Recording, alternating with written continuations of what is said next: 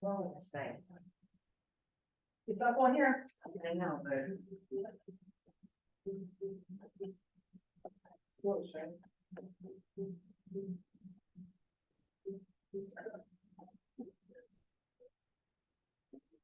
Okay, thanks, Michelle. Okay. Is there a way to check that we're still on Owl?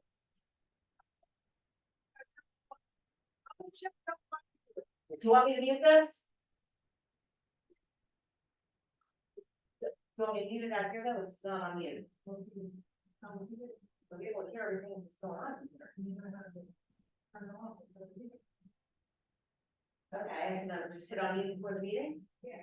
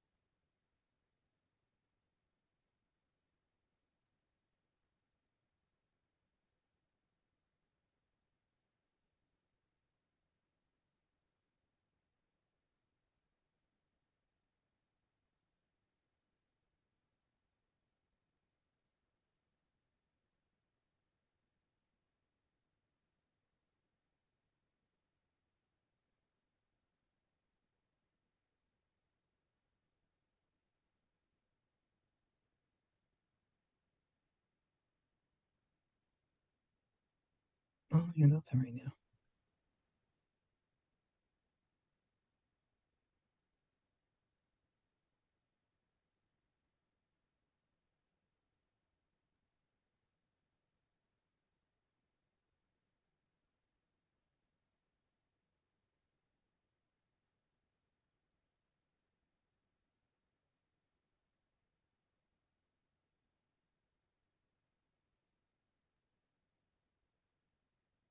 See, the Owl camera's not coming up here.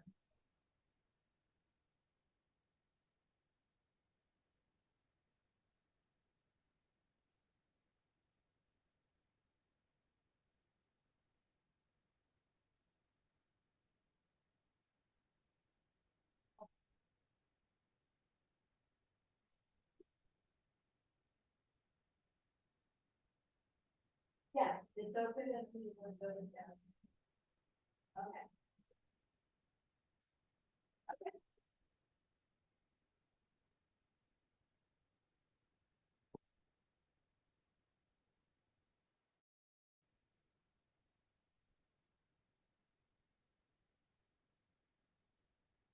Makes no sense. I know it doesn't, but I don't know how we're gonna do it because it's showing up to the public. That's crazy. It really is crazy because it's showing up on the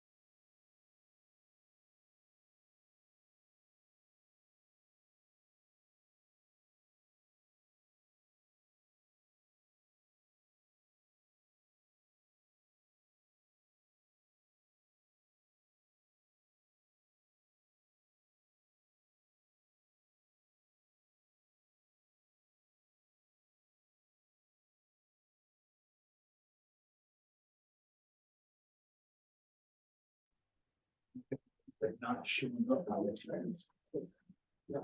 I don't see it. The only difference is that.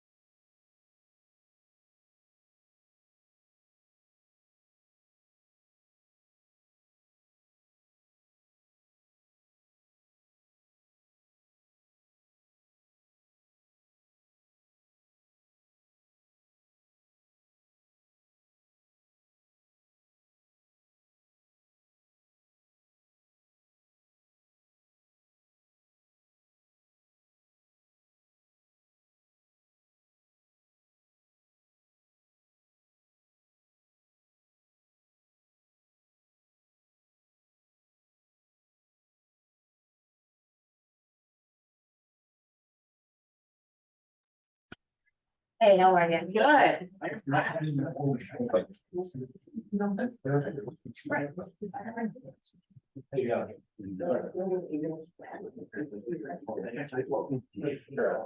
I'll talk to you later about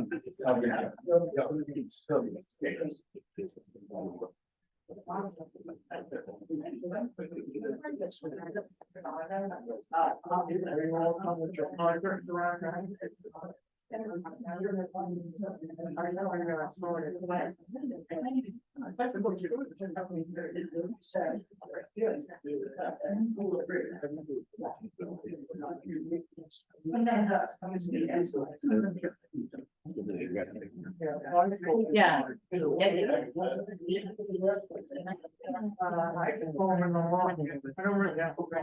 Hey, well, they count, huh?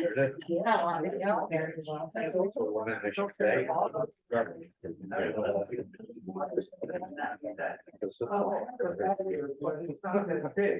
Yeah. I'm telling you, I'm over here. That wasn't good. I mean, I know, right?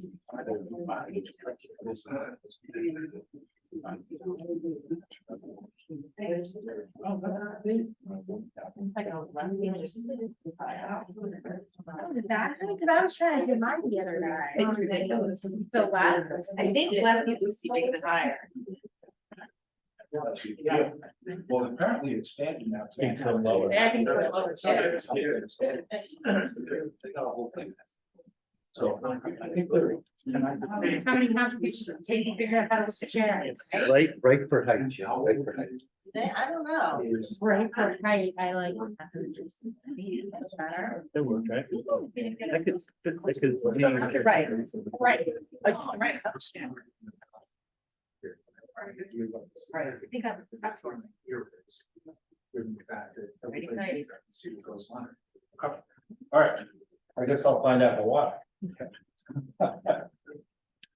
Really low. Hey, Meyer, how are you? Good.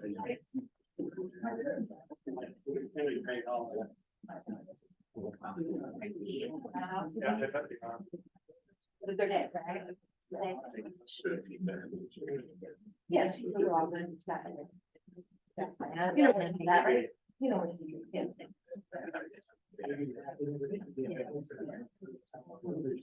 Oh.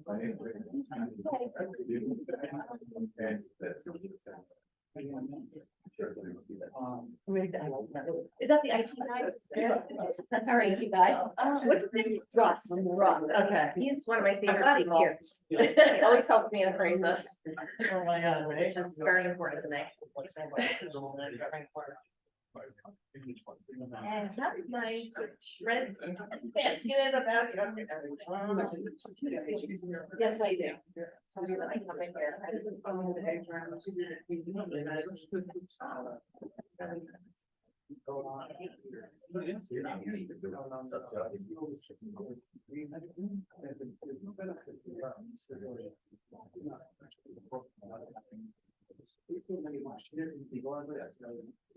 Congratulations on your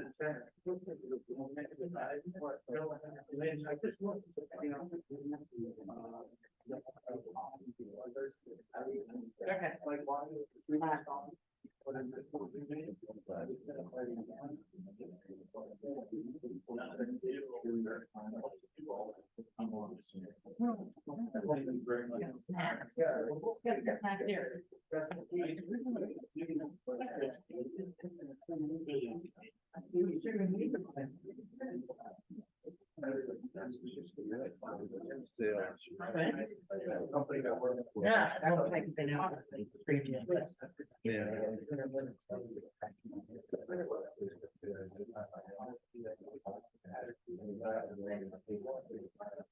How's Rocky? Rocky's doing good? Good. Glad to hear it. When they know there's like, you know.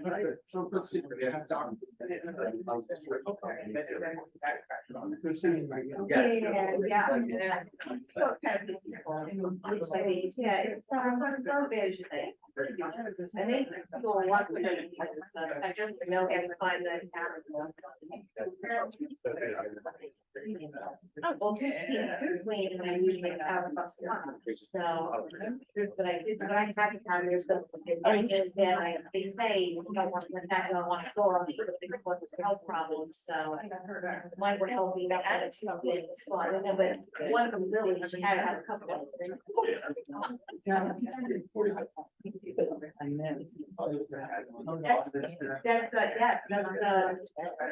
no, they had a really good, and it's European mom, Molly, just couldn't find a forever home in her, because she had a report, litter, litter.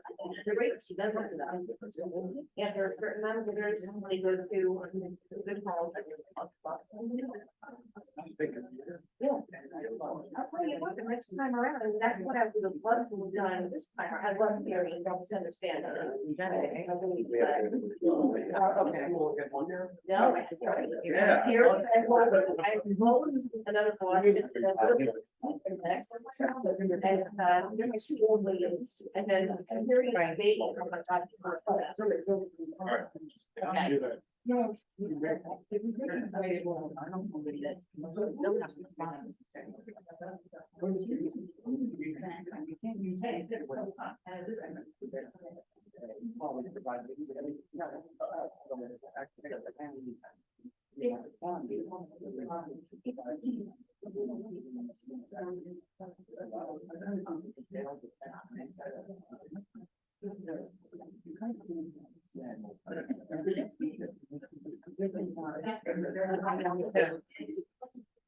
Yeah, it's really good.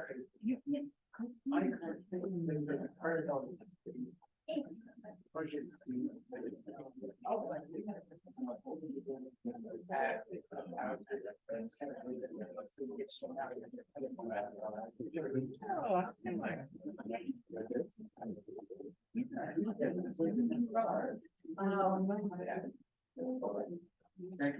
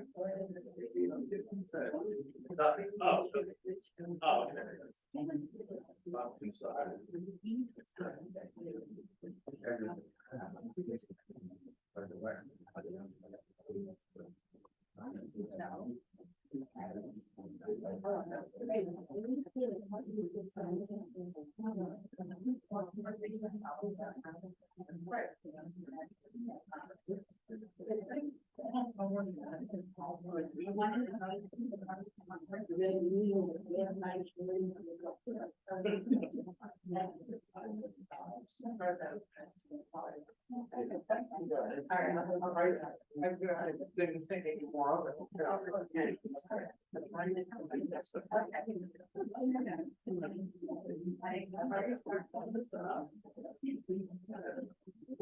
Hey, we want to be directory or- I don't think it can.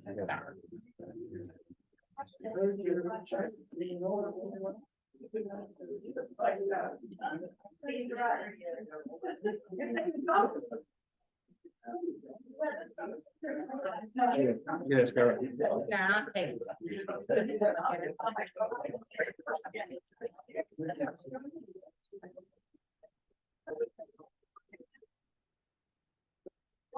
You're right.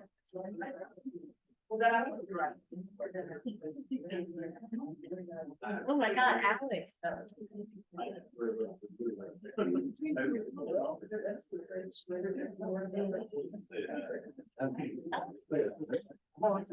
Mackenzie fine.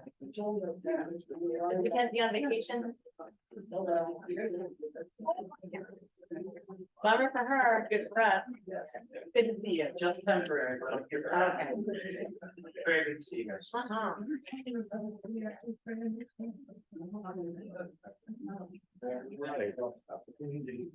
We're almost there. What's an hour?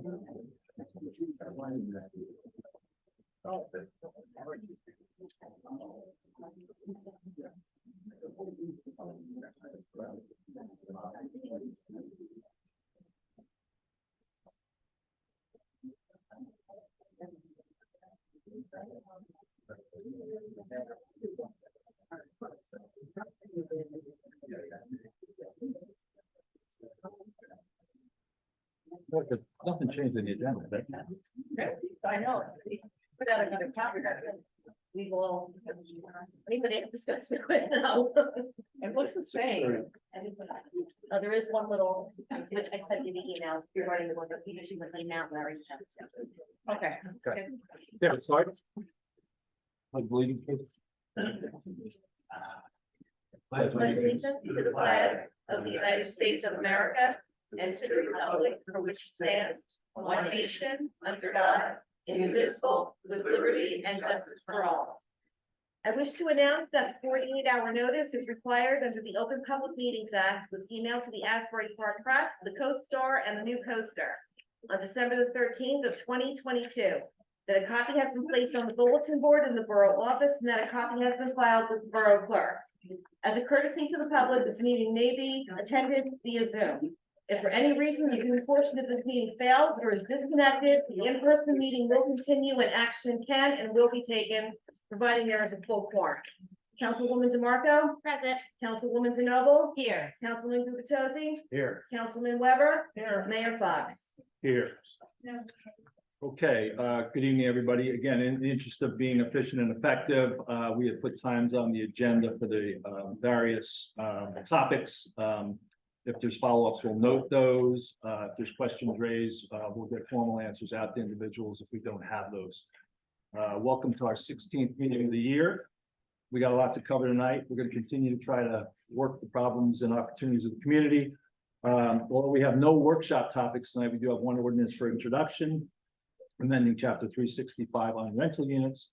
Also excited to have some key leadership positions in place in resolutions, and additionally, we'll cover some key steps we're engaged in as it relates to the disposal of 319 Lorraine Avenue Church.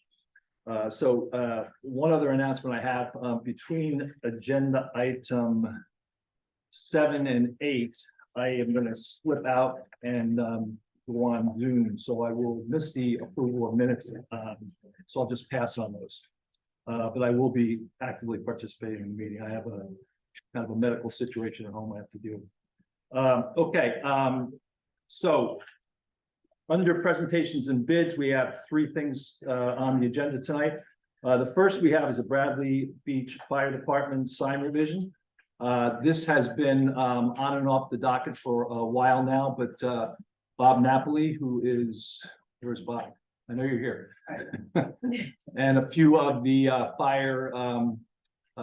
his fire associates are here. We'll ask Bob to give us a quick summary of what's going on. Is there, oh, there's a new microphone up there. Good evening, Mr. Mayor, council, thank you for the opportunity and for the benefit of the record and the public. I'm Robert Napoli, the president of the Greater Leeds Fire Department. And tonight, the request before you this evening is an appeal for reconsideration of an electronic sign.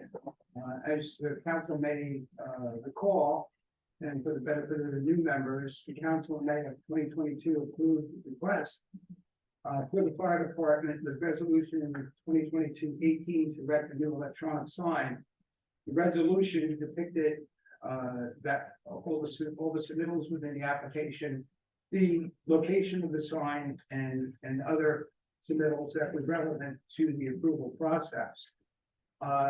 Just for a background, there's a license agreement between JCP&L, which took about 8 years to perfect with the Greater Leeds Fire Department, and JCP&L on the use of a piece of land. If everybody's familiar with Ocean Park Avenue, as soon as you hit the light, there is a alleyway, which is the right of way, which is owned by JCP&L, and to that left, if you're facing the traffic light, looking out west, there's about a 2 foot of grass strip. And so we have an agreement with a license agreement with JCP&L. I mean, that detail was difficult to obtain, but nonetheless, it's perfected.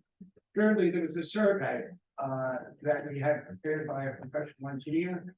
And the original submittal showed a sign that the council approved, and originally our intent was to try to get around all of the encumbrances, the telephone poles, the light poles, so that there was visibility, and it rested up about 4 inches off the sidewalk.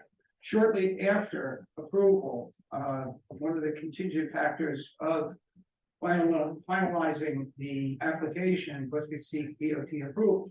After discussions with DOT and several members, we also sought input from some of the public and asked them their thoughts. And it was decided that we would abandon the original sign location and relocate the sign 5 feet off the sidewalk. And if I may, submittals were provided, Mr. Mayor. Does the council have these submittals with the plot location? Do you have any reference sheets to work from? We do not. We had them from the last time that we, no, we don't. Let me see if I can accommodate you real quick. I'm sorry. Would everybody, a copy for each of you? Okay, I'll be right back. Sorry.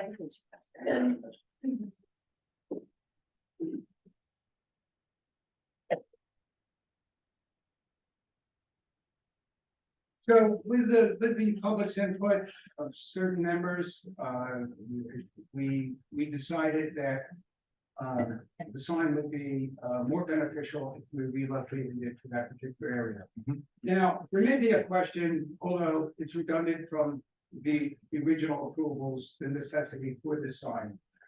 We're in competition, and there are two elements that we're in competition with. One is, in business, it's the law of diminishing returns. We operate a banquet hall, and we try everything, but it's expensive to do media advertising. And we feel that with the addition of the sign there, the banquet hall gives us really a financial boost. It helps keep the taxes low. For example, the fire department operates about $40 per household. Adjacent communities like Ocean Grove, that's fire district, we're at 7 million. Big difference between a $90,000 budget and $1.7 million budget. So the banquet hall is a beneficial financial boost for the fire department. In addition, volunteers, diminishing volunteers. We need to acquire more volunteers. We're doing okay. We're good, but we could do better. And getting the message out through this public sign, I think, would be a benefit to us. And thirdly, it's content neutral. There will be no advertising on it. We can utilize strictly for government purposes, emergency purposes, and messaging for the bag football and every group of the volunteers. The fire department's been around for 130 years, just alone, our administration, president, vice president, treasurer, secretary, combined 175 years of service, just the four of us. You're probably all saying, boy, you're all old men over there. No, we have young volunteers, but it's leadership.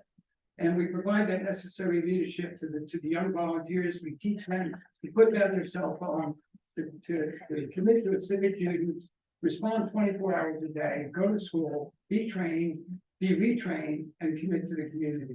And most of our members, if you took our trustees and our top administration, we have over 500 years of dedicated service. People like myself have been born and raised in this municipality and served in this municipality and will continue to do so until I don't have any blood running through my body. So I kind of think that the sign, I would respectfully ask that you approve the sign, contingent upon, of course, DOT approval. We would resubmit the application. I'm going to add that we received certain grants. We worked on this. We had original sign there in 2012. Since the bank hall is open, it was destroyed. We spent 10 years fundraising for this element alone, and we received some grants from Senator Coppell. And I kind of think that, you know, it's all the money that was raised was not raised through donations from the public. It's from selling T-shirts, fish fries, and a lot. So if council has any questions, I'd be happy to answer. I don't, and if I'm not mistaken, Bob, we approved this already, I thought, Yeah. at a prior meeting. So this, you were just really coming in to update us and affirm that we're good to go. For reconsideration for Yeah. relocation. Right, right, Because the original resolution indicated exhibit, right. and exhibit A is moved. Yeah. Yeah. So you have in front of you revised exhibit A. Yes. So it was moved 5 feet. Did you say which direction again? Like 5 feet off the sidewalk towards the firehouse. west, 5 feet closer to the public. No, 5 feet off the sidewalk back from the sidewalk. But I mean, closer to the firehouse in that direction from Yes, the original. exactly. Centered directly within that lot. Hmm. So we're competing against the parking lot next door with high trucks and the poles. So we also felt that facing east, the only people that really could see it, you know, effectively would be stopped at the light. And for somebody to turn their head to look at the signs, you know, DOT had a few questions about that or concerns. And so we decided to do a double face sign facing north and south. This way, the traffic on Main Street could have high visibility. Right. Good, okay. Any other Okay. questions? No, great. Good, We thank you. appreciate it, Bob. Thank Thank you, you, and Bob. thank you for all the service you all provide. Thanks, guys. Appreciate it. Thank you. So we'll go to the next item. So the TNM briefing on demolition management proposal. So the intent of that agenda item was to keep the public informed of what progress we were making on 319 Lorraine. Greg Fernback, Councilman Gubitosi, and I met with the three companies. They're clarifying with an addendum, a short addendum, just to make sure that everybody's on the same page. That's out to them. I think we've gotten affirmation from one or two of those companies. And we fully expect to have a resolution and an award at our next meeting. I think we have pretty good alignment to move forward.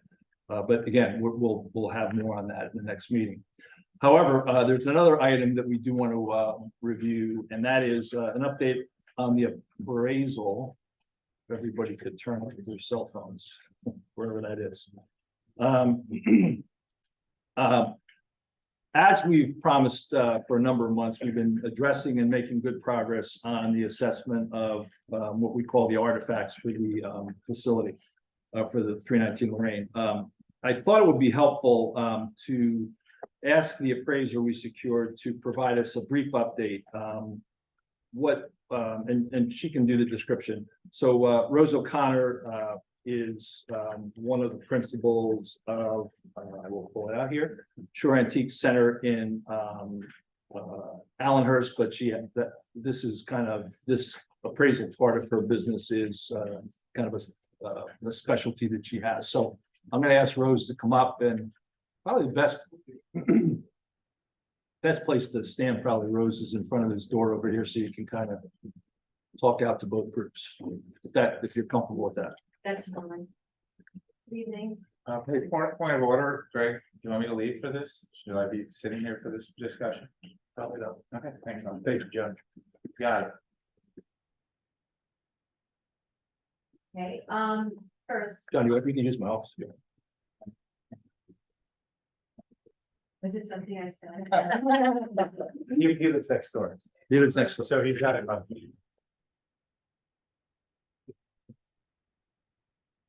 Hi, I'm Rose O'Connor Meyer. As the mayor just indicated, my husband and I own Store Antique Center. We've been in business for, I've stopped counting, close to 40 years. First in Point Pleasant Beach and now in Allenhurst. I'm an appraiser. I have a background in art history, in gallery work, museum work, and have attended just hundreds of auctions. I've been called to do appraisals all over the Northeast. My specialty is fine art. One might argue that stained glass, pews, etc. It's not fine art, it's more what we call applied arts or decorative arts. But I recently completed a similar appraisal for the Church of the Holy Spirit in Ashbury Park. That church is also going through a reconfiguration. And I feel that the developers that brought me in felt that I demystified what they were dealing with, gave them clarity on how to save things that are important to their community, and know exactly what their real evaluation is, opposed to just someone's sentimental attachment to something. We like to put a dollar amount on things, and that's what I was instrumental in doing. So similarly, I met with Mayor Fox and walked through the facility, the church, and identified stained glass, some pieces of furniture, some lighting fixtures, etc., that I deemed valuable and placed values on those pieces. I've also provided the mayor information about the best use for these items going forward, and places that might be willing to sell the pieces, maybe at auction, or other people that might want to buy them outright. And mostly that would be like antique architectural salvage type businesses. Should I elaborate more on Yeah. my background? Yeah. I have a degree in art history from SUNY Buffalo. I have graduate work from Harvard University, which I did part-time while I directed a gallery in Boston for 14 years.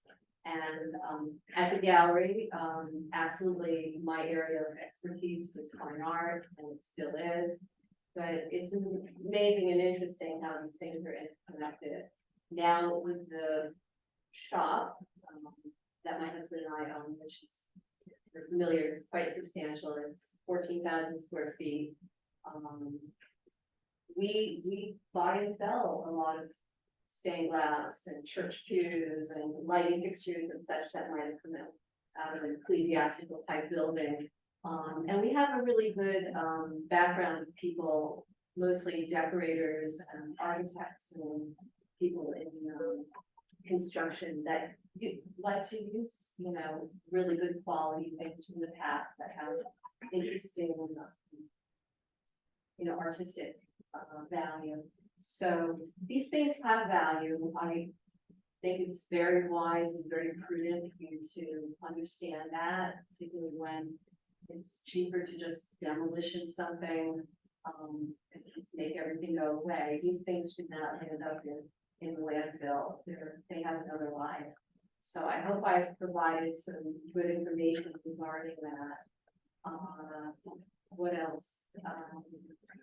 Yeah, I would just maybe, the summary that we've shared with the council, I guess yesterday, we got the summary from Rose on, I think, Monday. It was about 43 items, if I recall, and 33 of those were stained glass. The majority of the value was there. The other things were obviously pew, bell, organ, and tables, chairs, light fixtures. Right. It seemed from the, and correct me if I'm wrong, the biggest challenge will be obviously the stained glass Absolutely. for a lot of reasons. And you may want to talk to that, particularly the place you were talking about in Philadelphia. And Sure. I did have a conversation with Jim Foley today. Oh. So Jim Foley runs the foundation for the Church of the Seven Presidents, and he has a keen interest in talking to us about potentially getting involved. So that'll be good. So maybe just elaborate on a couple of those things. And if there's questions at any point, feel free to answering anything that we're talking about here. The stained glass, much of it is in wonderful condition. A few pieces are in deplorable condition, and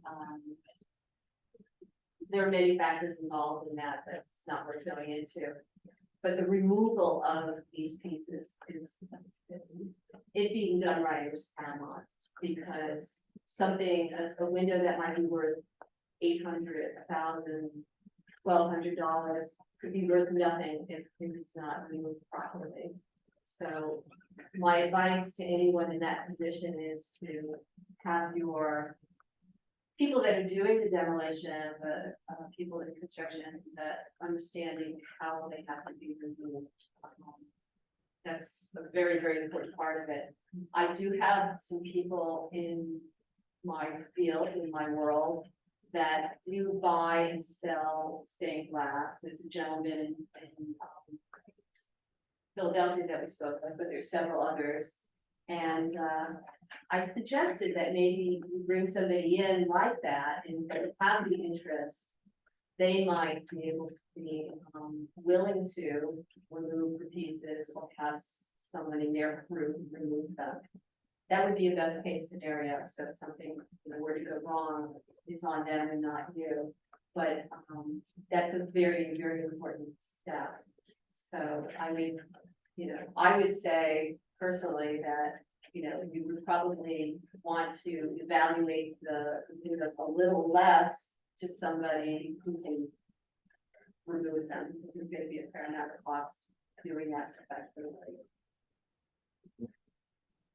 Something else with this? Well, the only conversation I can share the conversation with the church of, with Jim Foley. Oh, right, that's right. So I don't know what percentage they're through that, but they're through a significant amount of the renovation. They've gotten funding, they're moving. Right. So, for instance, he asked if we had a piece of stained glass that might have some either emotional or historical value. And I mentioned to him the Sarah Down stained glass, and he said, a piece like that, they would display the whole piece in their museum and, certainly put a focus on it. So I thought that was encouraging. That's very encouraging. Just by happenstance, I do a lot of things. I enjoy history a lot, and I love local history. I live in Allenhurst. I have my business in Allenhurst. And I know most of the historians that are in small towns locally. Jim Foley being one of them, who's involved with the Church of the Seven Presidents. I happened to be at a fundraiser this weekend in Allenhurst, this small church, Episcopal church that was built at the exact same time as this church in Bradley Beach. This one was consecrated in 1903. Your church was 1900. So they're really the same period. This church in Allenhurst also served the summer population. So it was a smaller church and didn't have very, very grand windows or altars or carved pews and that sort of thing.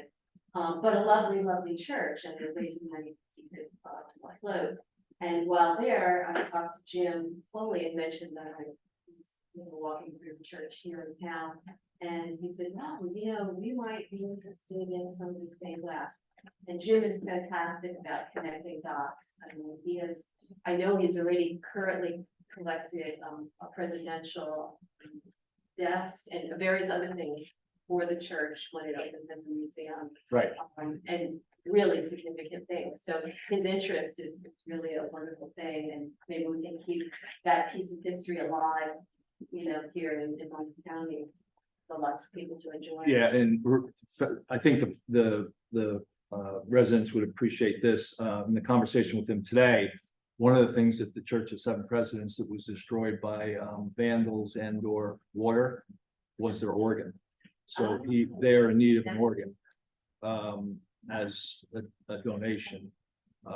So again, he's gonna come over in the next week or two. That's great.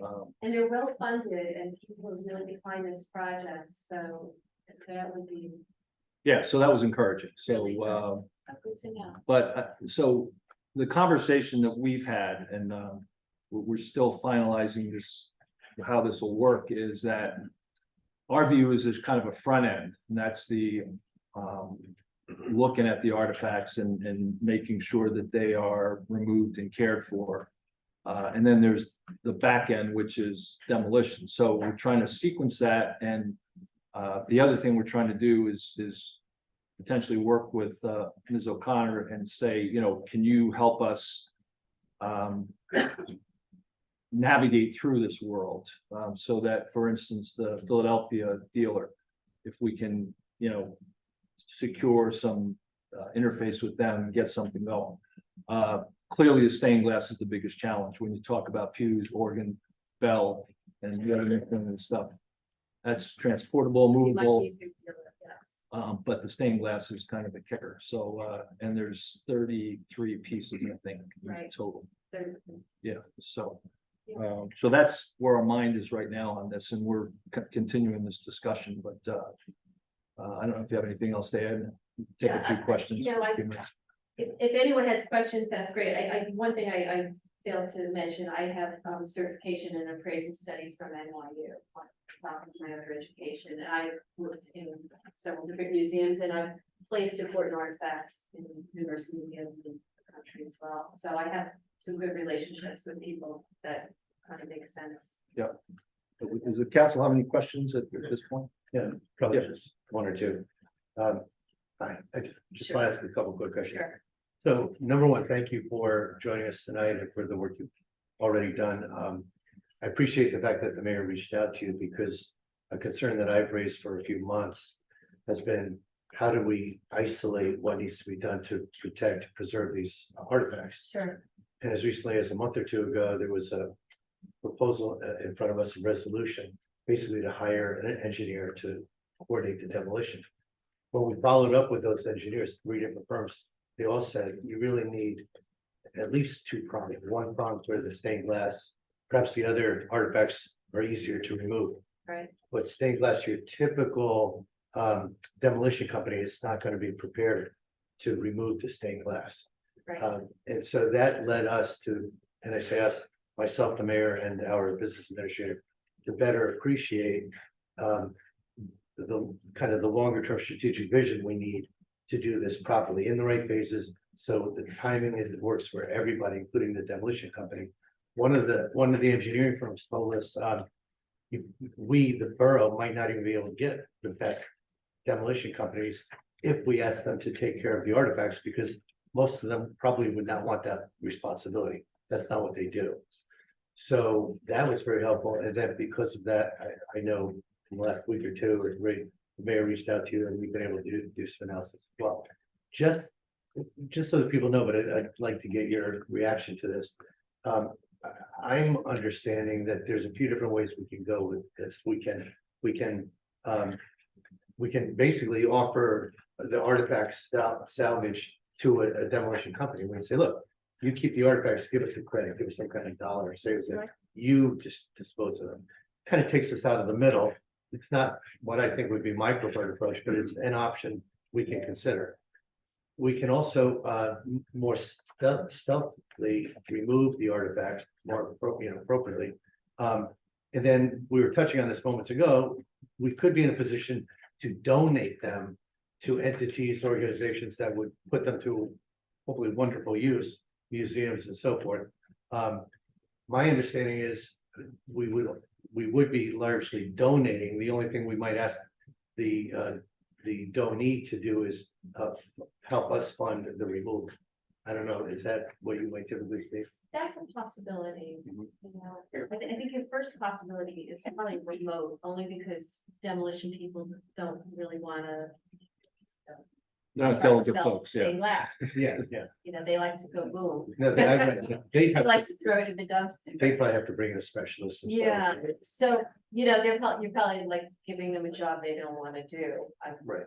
I'm thinking, but yeah, anything's possible, and that's good to think in those terms. So now, beyond donating, we certainly could keep, I mean, some of these artifacts. May or may not have significant monetary value, but they might have intrinsic value to our community. Absolutely. And perhaps we have a historic museum. I'm pointing to a gentleman in the audience who's our historian for the borough. If we have the right facility, temperature control and so forth, that might be an option for the borough to retain some of this material. And then finally, if there was any significant dollar value, we could conceivably just sell some of the pieces. Outright on auction sites and so forth. It would make some sense to try to sell what's sellable, so that maybe that we can facilitate the other applications that you'd wanna. You fund them, yeah. Yeah, I, that's just my thinking, but I think that makes a lot of sense. But I think what I learned just through 3 phone calls that the mayor, the business administrator, and I had over the last 2 days. We talked to the 3 engineering firms. Universally, they agreed that we needed a plan. You can't just, well, you say that, but a week or 2 ago, or a month or so ago, we were just gonna, hire the engineer and figure out later. And they all said, have a plan, and present that plan first to the engineers, so the engineers could present it to the bidders. And we might have 2 sets of bidders. One is the demo company, one is the company that extracts the artifact. So that's my quick update for the audience, but I also want to make sure you concurred. Yeah, I'm with you on all of that. Definitely. Thank you. Any, Take a question? I have one question about the one window that I identified as being possible, Tiffany Studio. And I don't know if you were able to examine it, I think it's one of the ones that's been covered. Very dark, yes. Which is really a shame, but I've had 2 stained glass experts who've seen photographs of it, who both thought it was certainly in the style of, and they really thought that it should be, really researched further. I've checked with the Tiffany archives, which are actually pretty. Right. So it's still a possibility. I wonder if you've had any. Yeah, I have some thoughts on that. I would feel great pain passing something, on. Not knowing it was Tiffany and finding later it was, that would be sinful in my mind. Yet, I'm a person that works from aesthetics, and I'm pretty well versed in stained glass from 1880s to 1930s, but precisely when Tiffany Studios were doing this sort of work. A lot of the different studios were doing work similar. The quality's not there. Not there. That's me. That's on me if it comes back otherwise. But what I would say to that is, yeah, my appraisal association in New York, I could hire you somebody to come out here and write the final word. It costs you a fortune.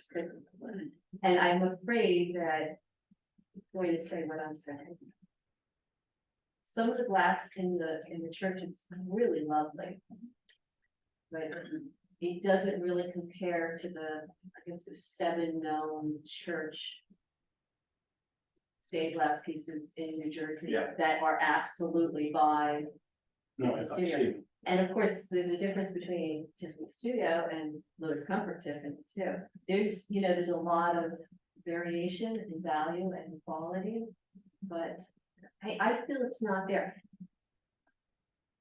Another thought that I had coming to this decision is that the last church that I did had a lot of carved marble, it had murals, it had gold, it had a lot of opulence. Yeah. This church doesn't compare in that same way. So did they go to the expense of putting all the money into the windows? I don't see it. The total budget was $15,000. Was it? Oh, you did good. You know the numbers. I think the budget was incredibly higher than that when I saw the information of Church of the Holy Spirit. Yeah, bigger church too, granted, but in a poor community where people wanted this, amazing monument to God, and they didn't spare any expense. That was a great deal of money, actually. No, I understand, I completely understand that, but I wish I could say I have like a little suspicion that it's by Tiffany. I don't even have that. Okay. So, but I hope that helps. I don't know. Yeah, and I think you said, Rose, that, correct me if I'm wrong, there's two churches in the area. One is the church in Elberon Yes. on Lincoln Avenue, the Summer Church. I don't know what the name of it is, but it's on Lincoln Avenue. I should know the name of it. Yeah, I should know too, when my kid No, was it's married. the there. old church. It's called the Elberon I think Church, that's it. and the other is the church, is the Church of Seven Presidents have some Tiffany or no? I believe they do. They don't, okay, I don't right, think they I do. misunderstood. Most of the other churches on the list are in northern New Jersey. The studios at that time were newer. Right. Tiffany, so yeah. I don't have the list with me, but Okay, but there is one in the area, in Elberon. I have one other question. Sure. That was, did you have a chance to evaluate the organ? Because it's a bit of a mystery to me, the research I've done. I didn't, in a sense, I did at the other church. In fact, I crawled under some really scary places and found the little medallion that told me who made it. And then that company had all of the information. It was remarkable. It was great. They're keeping the organ, so that, The console has a plate on it in the Odell Organ Company. I talked to the owner. that's the same company. I talked to the owner, and basically they have absolutely no record of it. And which is really quite interesting. He identified the plate as being legitimate. Okay, because that was the maker of the other organ at Church of the Holy Spirit, but they had everything about it. Yeah, I had nothing about it. On their website, if you have to go What's to New York or interesting anything. Historically, it was identified as being a Jardine. And basically, those are the only historical records we could find in the own newspaper articles.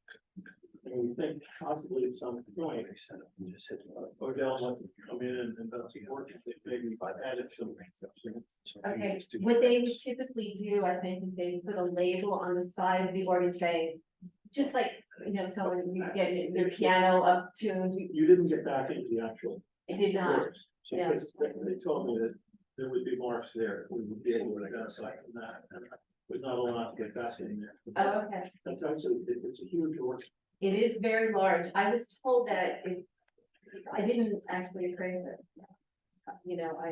Because the thought was that was not gonna be saved, but I could look into it further if need be, or maybe you should.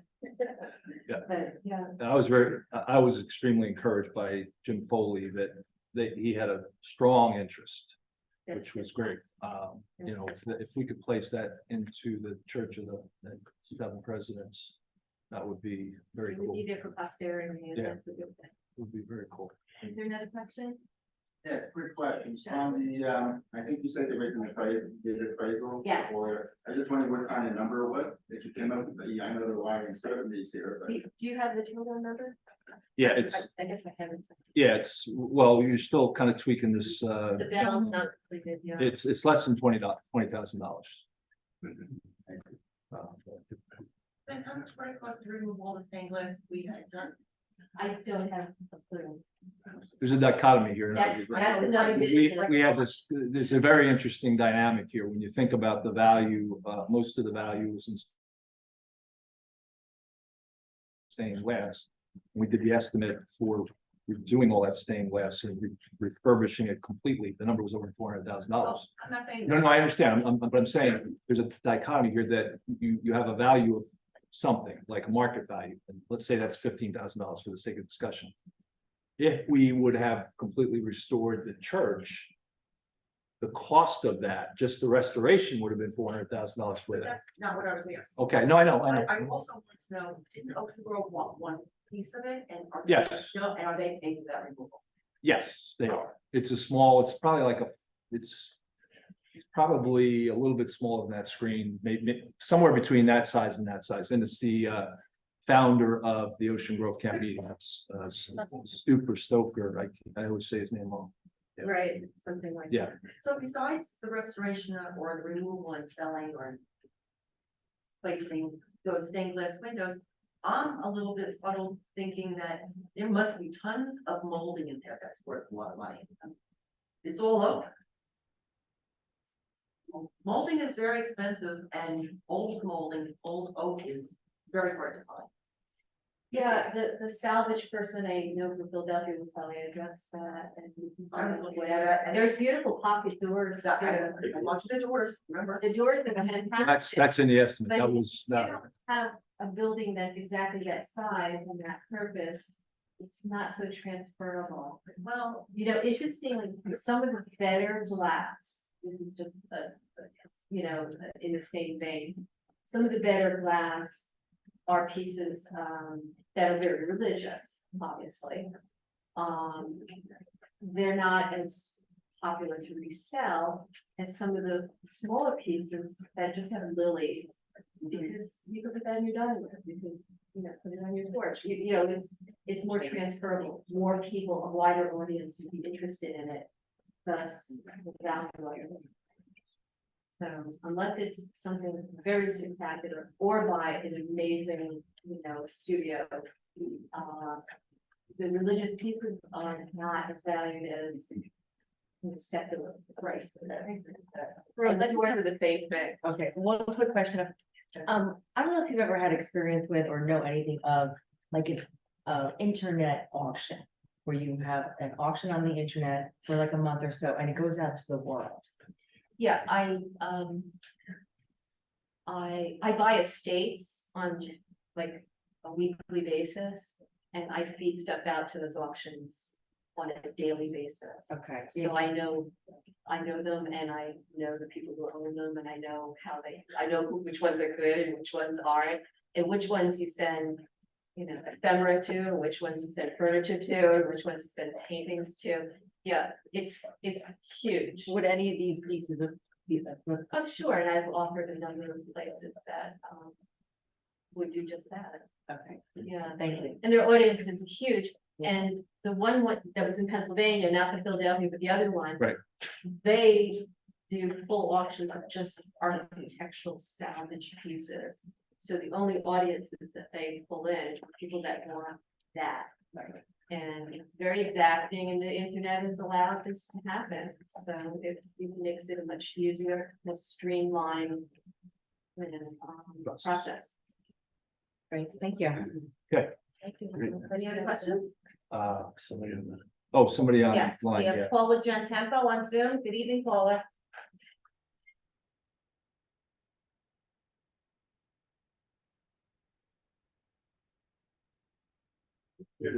Paula?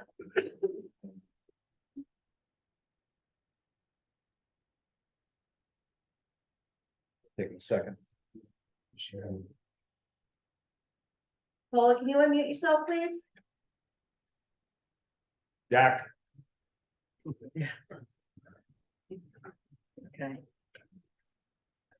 All right. You may not have heard, speak into the microphone. Jack, Paula, are your hands up, but you're not kicking in.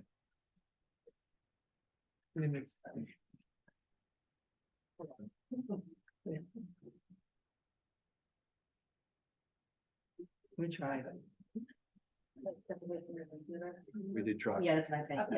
Yeah, we tried. Thank you, Rose. In closing, shall I leave a few brochures that just tells you who I am and cards? Yeah, If yeah, that'd anyone's be fine. interested, I'll leave Yeah, them. for those who haven't been to their shop in Allenhurst, it's intriguing. It's huge, 15,000 square feet, great place. So, thank you. Good luck with everything. Yes, Thank you, we'll be talking more. Don't And worry. thanks for preserving the. Yeah. Okay, you're gonna pick up and I'm gonna jump online. Tell Councilman Weber to, Sorry? tell Councilman Weber to come back in on your way out. Yes, I can do that.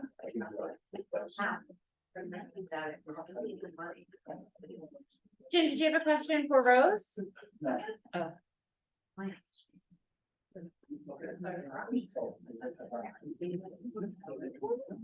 Anybody would like one of those? Your first store from,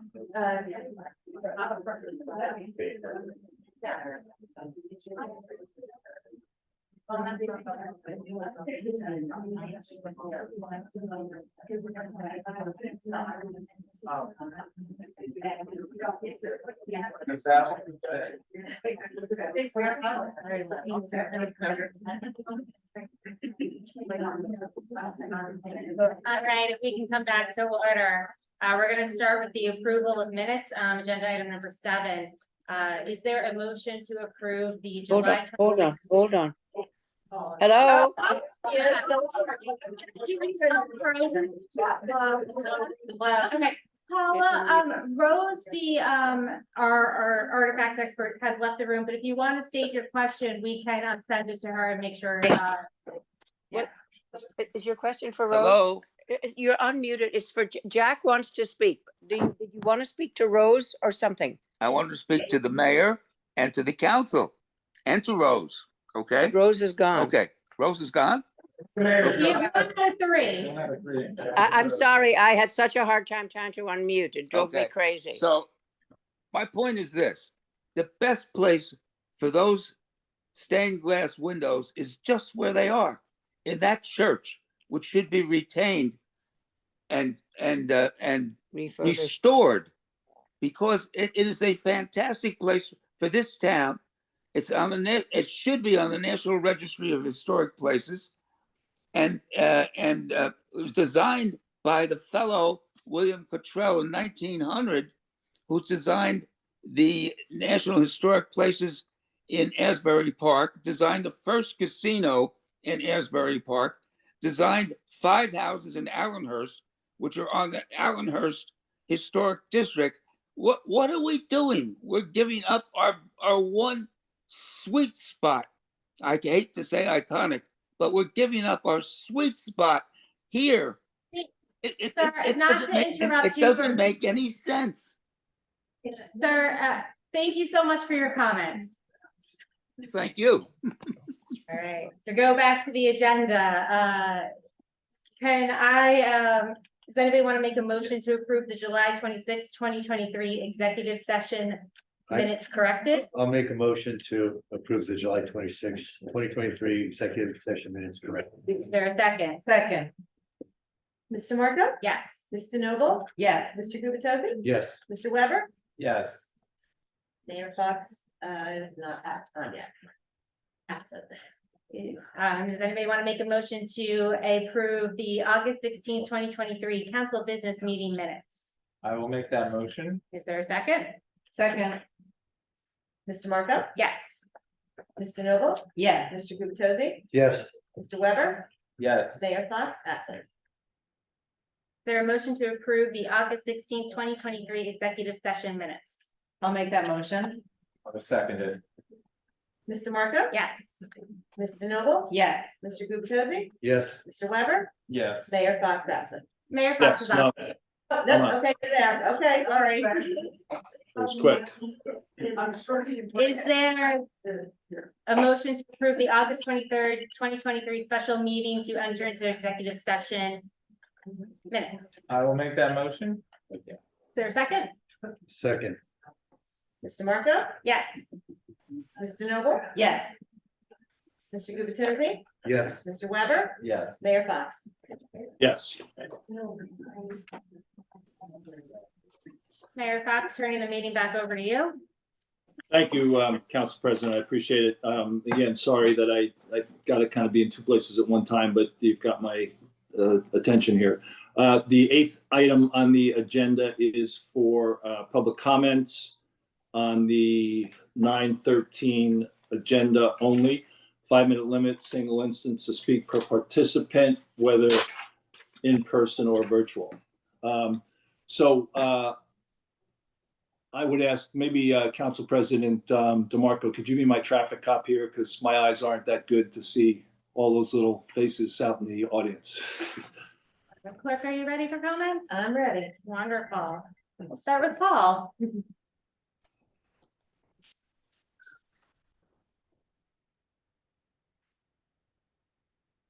Paul Nishakin, 411.5 Lorraine Avenue. This continuing discussion about the demolition of the church really is me sick to my stomach. I mean, we have not discussed the other alternatives. That was promised in January that there would be a workshop for discussion on alternatives. One of the most obvious alternatives is to reach out to find out if there's anybody willing to buy the church to preserve it. I know this hasn't happened because nobody has called out to me to ask me if I want to purchase it. Nobody. I know several people would be willing to purchase this church and preserve it. I just don't understand why we have rushed right to demolition. What is the benefit of that? The borough can make just as much money selling this church to an individual as to a developer after it's torn down. There shouldn't be any difference in the price. Why hasn't that been discussed? I have to wonder why it hasn't been discussed. What will be lost if this church is torn down? Or might protect some of the artifacts in it, some of the windows, the stained glass windows. But what's lost is an incredible building, an architectural wonder, really, designed by William C. Cottrell in 1900. Jack was going through some of the things that Cottrell designed. And I think you should get a complete list. The casino, the first casino in Asbury Park, 1903. It was destroyed by fire. The first Methodist Church at Asbury Park, built in 1902, unfortunately also destroyed by fire. The Windsor Building, which is still there, built in 1904, is on the National Registry. It was added in 1979. In the historic commercial district of Asbury Park, there are various buildings designed by William Cottrell. Some of which unfortunately are no longer there, but we're on the National Registry. The Kinman Building, which included the Savoy Theater, which unfortunately was torn down in 2015. The Appleby Building. A lot of other buildings in Asbury Park. On the National Historic Registry, he designs many of the houses in the Allenhurst Historic District. You've probably seen them. They're all Canaan style, very similar to the church in many ways, if you look at the roof lines. This is the only building of historic interest and importance in our borough. It was really the center of life, not just church life, but the center of life in our borough for so long. For almost 100 years. It had gymnasium added, not for the use of just the parishioners of the church, but for the whole town. The youth basketball leagues were held for many, many years. It could be all this still, and I'm sure that we can get a private buyer and not tear it down. Why spend more money to tear down this building? That's what we did. Thank you. Thank you. Thank you.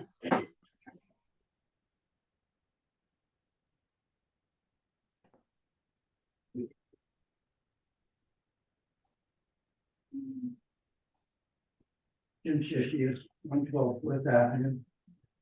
I'd like to speak to resolution 2023-232. And it's related to the change orders for the phase 2 sewer infrastructure project. And sewer infrastructure is something that I've spoken to before, along with fellow residents that from me and work that we did in the strategic plan.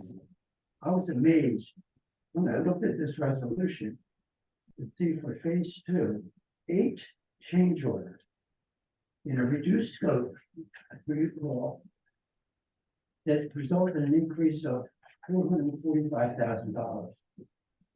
However, and by the way, I don't know what grade we give ourselves for that project, phase 2, but living on 4th Avenue, the experience that we had with the delays, many characterize it as driving down a road in a third world country. With that aside, the bigger issue to me, and the question since I got into this sewer evaluation is, should a small town of 4,000 residents like Bradley Beach be operating a utility?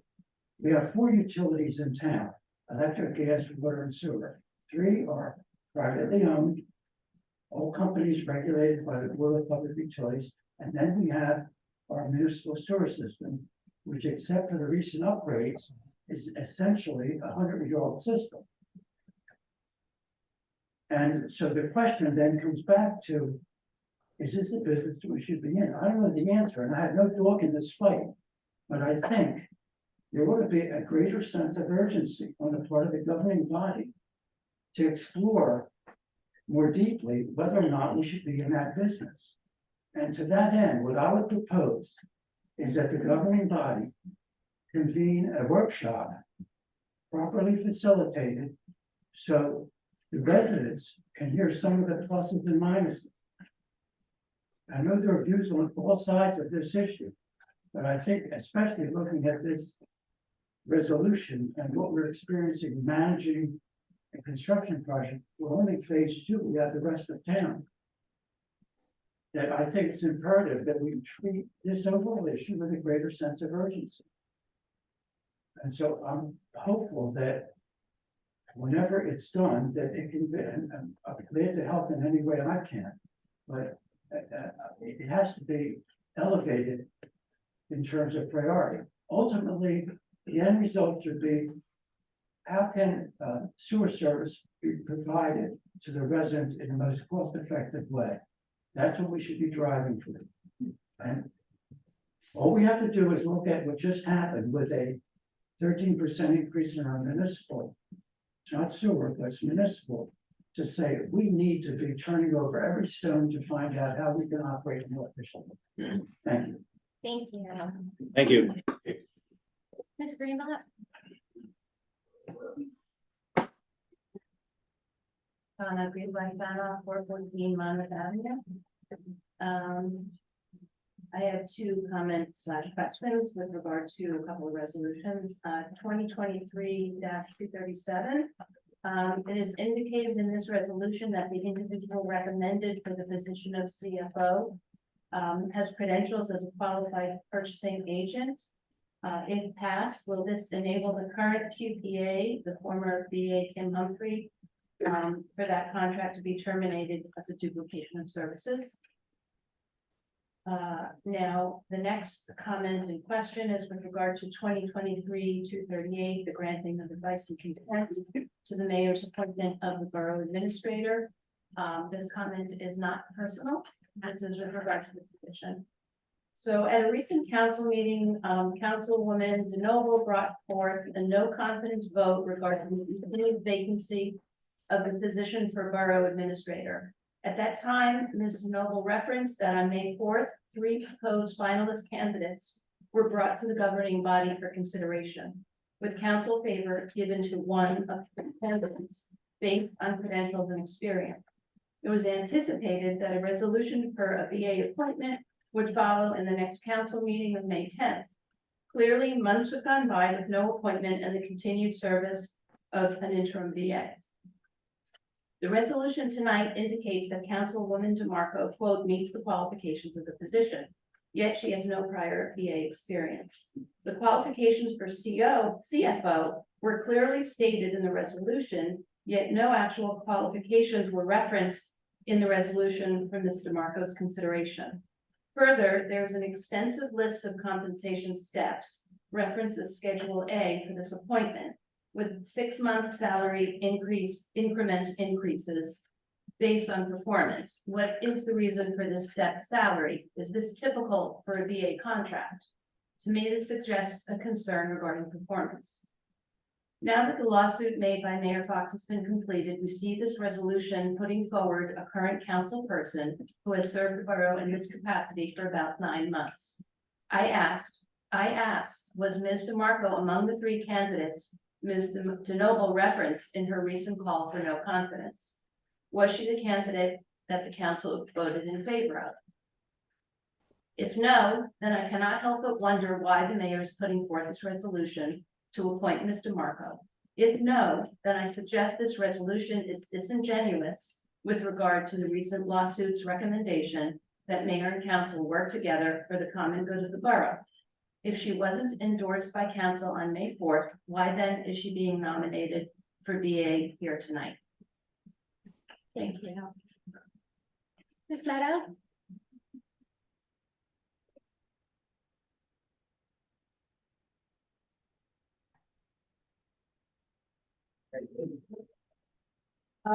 This narrow and support condominiums. Like Ms. Blueblatt, I would like to address concerns regarding resolution 2023-237. I've seen no credentials. I know nothing about this candidate. I don't trust the internet on these things. We can all make up where we are. There's no record. Which we all have seen how that gets us into trouble.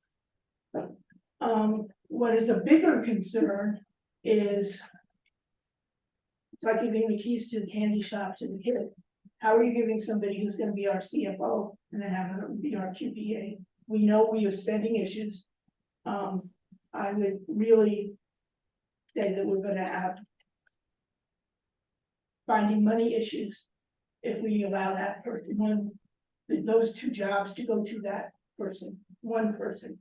Again, it's nothing against the curve. In addition, they want to learn about being a tax collector. Really? Don't we have one? Didn't we have one? I remember they got numerous computers. And I remember, I think it was this year, unless it was last year, that we also hired an assistant tax collector.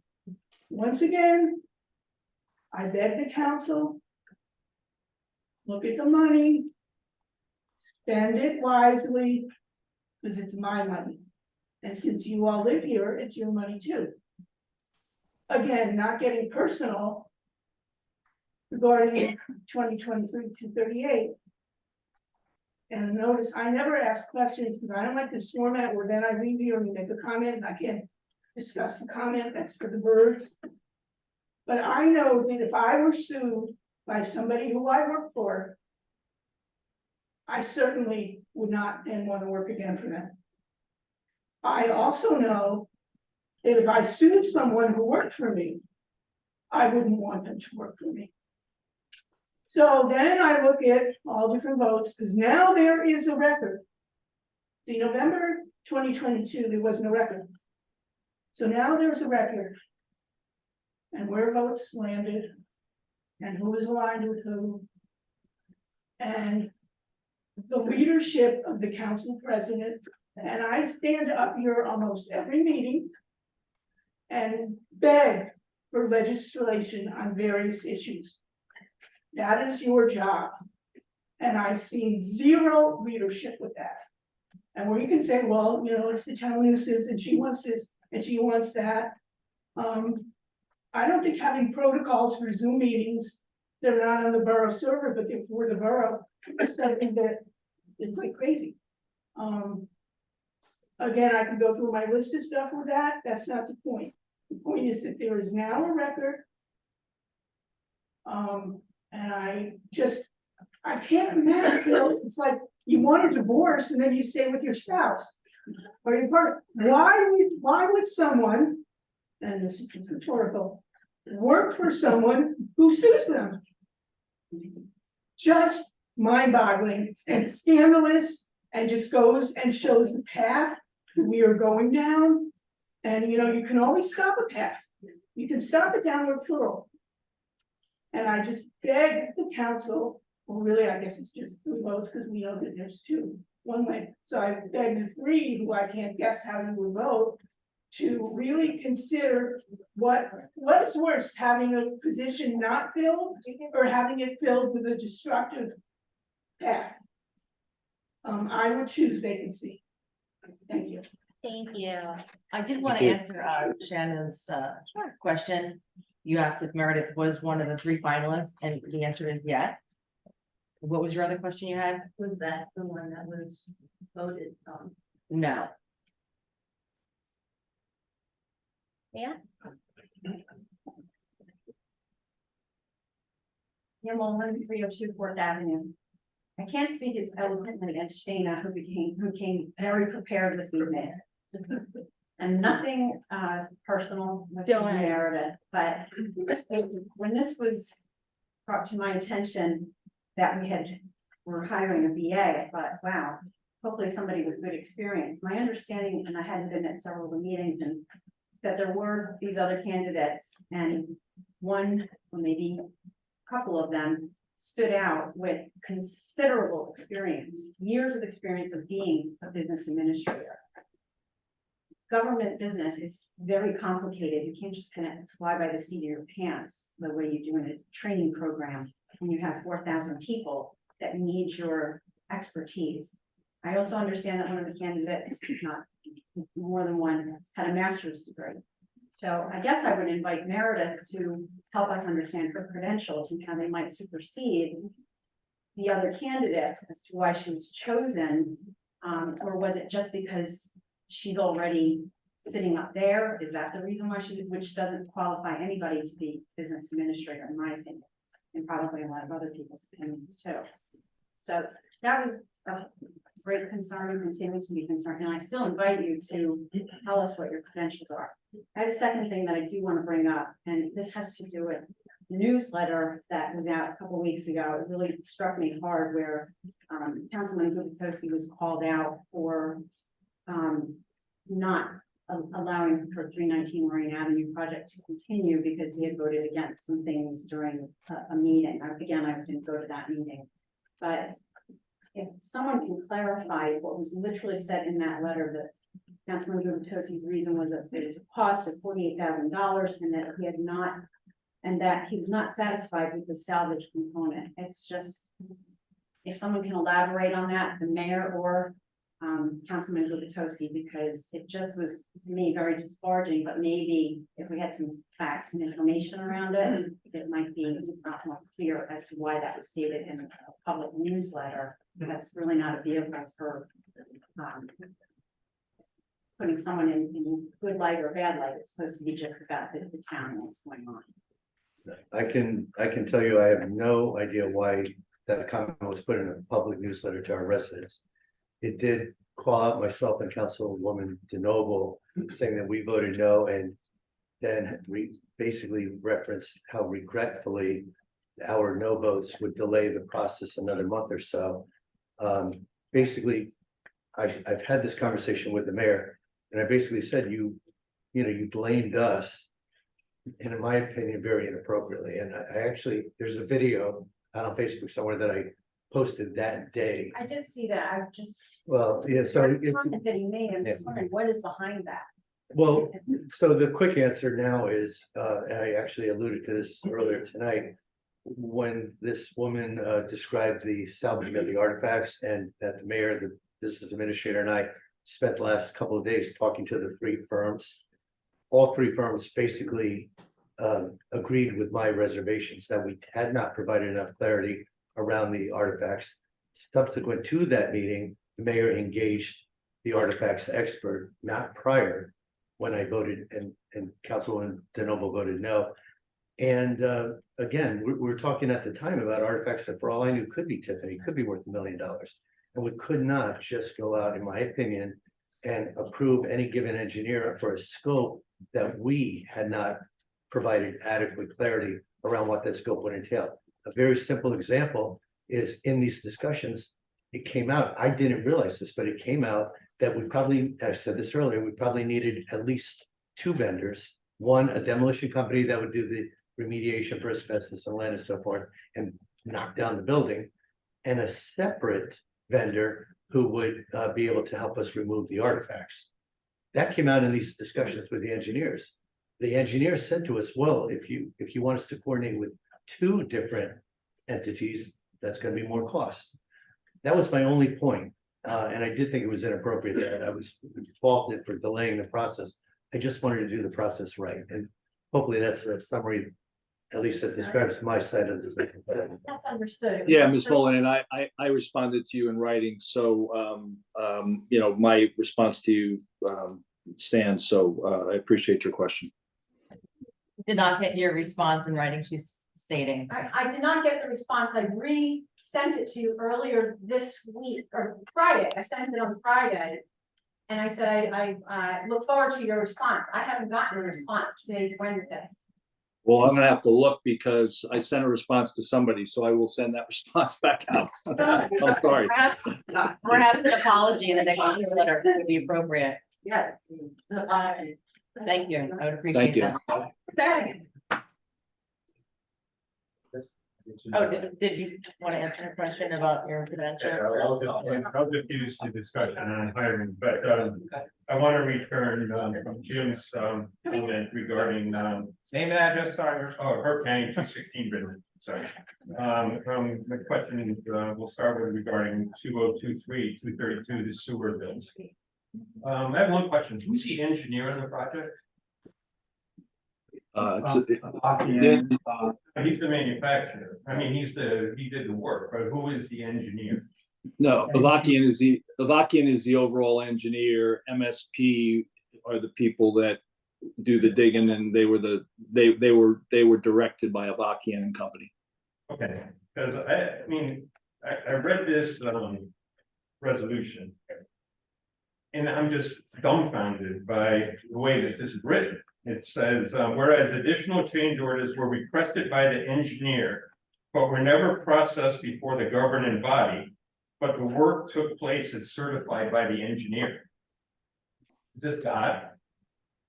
We just spent $444,000 extra dollars. And I read through these frivolous change orders. So do we pay them for the police? Every time I check, there's a Bradley Beach police officer sitting on the corner. So why are we paying almost everyone that's paying for additional police traffic control? Really? We charge ourselves and we get money back, whether they make 10%, give us money back, unbelievable. But we paid an engineer to lay out all these projects. But for some reason, we didn't figure out we needed dirt.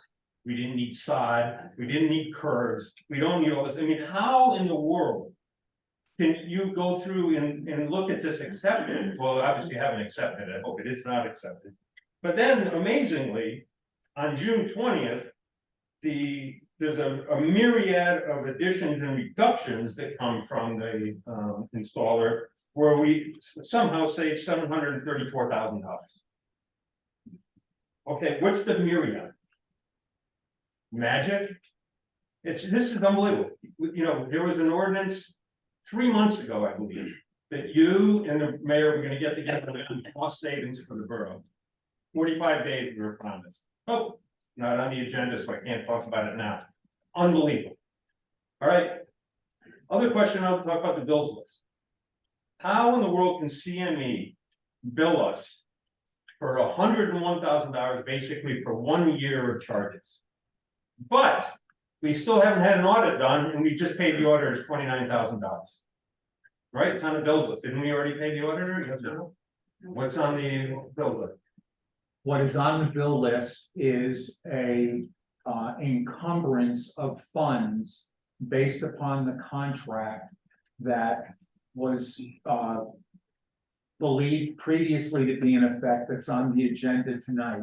It is only an encumbrance. The payment will not take place until the audit is complete. But why would it be until? If you look at the bill list, it has an H on it. The run on the bill list this time has at least 3 encumbrances that have come up on the bill list. And one of those is Oliver. Is what? The Oliver, public accountants.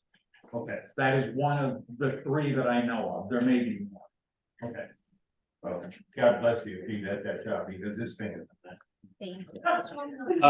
I don't know if Mia Molin's still there, but Mia, just maybe jot down on Saturday at 3:48, I had responded to your question. I do see it on my sent list. That is right. Councilman? I'll resend it. Councilman. Randy Vanel, 506 Third Avenue, Groton Beach. Meredith, did you participate in the interviews of the other candidates? Yeah. Ms. Duffy? Linda Duffy, 312 Brindley. I have one question. Are we hiring a CFO full-time? Correct. Excellent. And if you're taking the position, who's gonna take the council position and how does that work? Is that whether Mr. Cannon? That's a good skill. So. You can submit your resume and stuff. Okay, thank you. Oh, great. Did you, I'm sorry. Did No, you- I think that- Oh, well, I'm always stuck aside for a joke. I'm sorry, I didn't hear the answer. So the councilwoman Marco, she comes to this administrator, cannot serve as a councilwoman, she's they're incompatible positions. Upon her resignation, to take the other position, if she obtains it, there'll be a vacancy, they'll be governed by the vacancy law. It's a nonpartisan town. In a partisan town, for example, if the person was elected as a nominee of a political party, they would submit 3 names to the governing body. Because this is a nonpartisan town, nominations will simply come from the floor, and any resident 18 years or older of the town can apply to be a council member. And the remaining members of the council will select the new councilman. Thank you for making it clear. I tried to read it on the state website 1,000 times today, and it made no sense. There's a lot of different forms of government, and it's done differently depending on how your elections are run, but that's how it would be done. Thank you. Side of the room? Sir?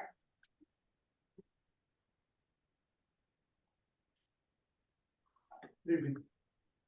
Alan Rappaport, 512 Newark Avenue. Evening, Mayor and Council, Mr. Mayor. Mayor, I'm impressed that you're sitting through all this, because the arrows and swords are gonna hurt. And it would hurt anybody, because your integrity is about to be impugned by everybody in town, because I just feel that this is really done inappropriately. And I feel badly that you're part of this, because I really do believe in my heart that you're a nice person. And that you've got caught up in a political process that I don't really think you truly understand. I know the mayor does. I know the other council people have a pretty good understanding, at least 2 of them have been there for a bit, and my friend sitting here, Mr. Bennell, for sure knows it. But this is wrong for the borough of Bradford Beach. You've heard enough people here, you've heard enough people for the 9 months that you've been here, realize that we are not in good stead. We could not figure out where we are on our tax rate. It kept changing like a moving target at an Asbury Park amusement. We can't seem to keep people working here from back to Dave Brown to Kent. I mean, there's obviously a problem in town. And we need somebody that is got amazing experience, understands the process of the state influences government. That has to be, you have to hit those memorial dates on target all the time. You know that Greg knows it very well because he's done it.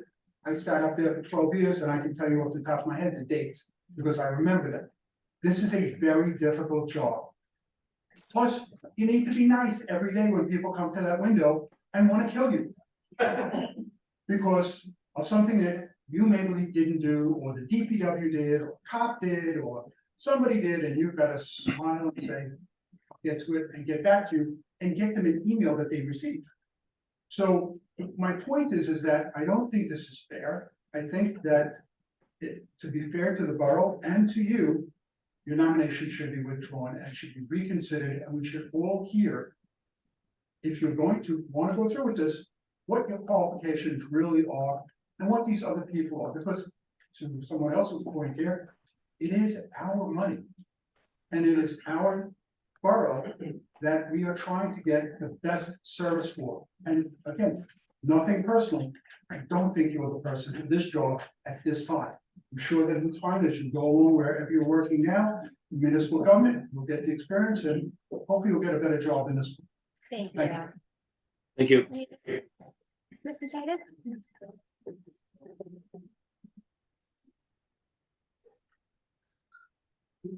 Yes, hi, Julie Machidas, 605 North Avenue. I would like to address the resolution appointing the borough administrator, and this goes to the mayor. Mr. Mayor, what possessed you to hire a business administrator with absolutely no qualifications to run a town that is in dire needs from a financial, infrastructure, and a sewer standpoint? We are a mess. What is it that you see that nobody else seems to see that would put a training into a professional administration position and also provide for a seasoned level professional salary? And again, to Mr. Rappaport's statement, this is not the time nor the place for a training. We need a seasoned executive in this role. 5-10 years from now, it's a different story. So, Mr. Mayor, can you please advise us as to why you think someone with no experience should be the BA for this town? For a multi-million-dollar entity, when someone has no experience running a multi-million-dollar entity from an operational standpoint. Sorry, Meredith, but you are not qualified for this job at all. So, Mayor, please explain to the public. Well, thank you for that question.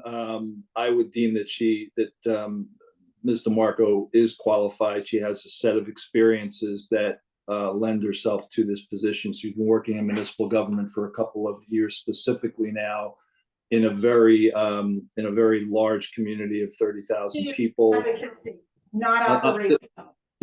I'm sorry, you asked me a question. I'll answer your question. I'm not going to debate. I'm sorry. Well, then answer the question, please. I'm trying to. I think that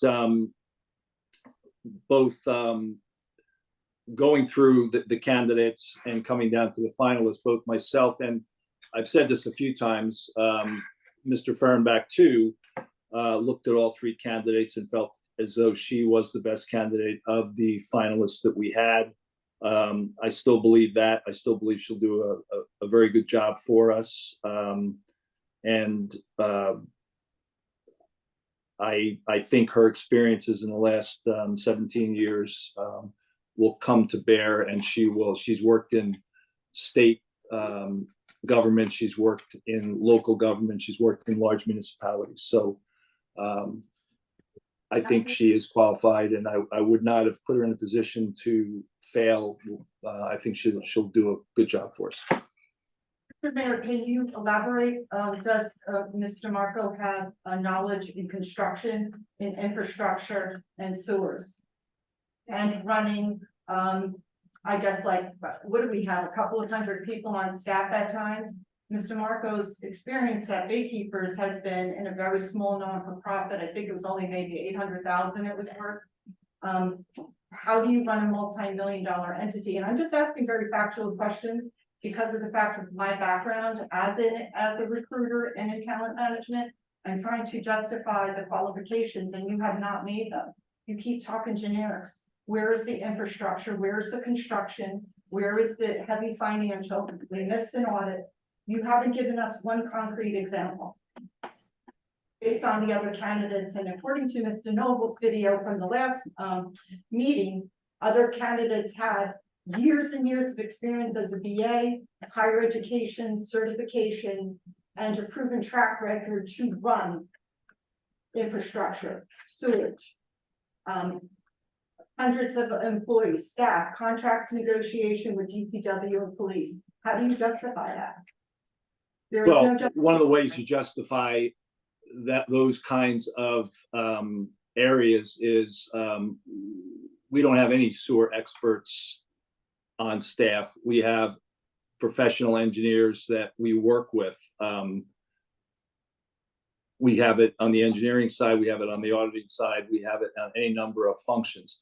That's how a small municipality runs. They don't hire people with that experience. They rely on those professionals, they interface. The judgment, the experience and the background of those leaders that we put in place are what is going to help us be successful. Again, I believe that the candidate has it, and that's where I am. Thank Well, you. thank you for not giving Thank us you. any- Ms. McGuire?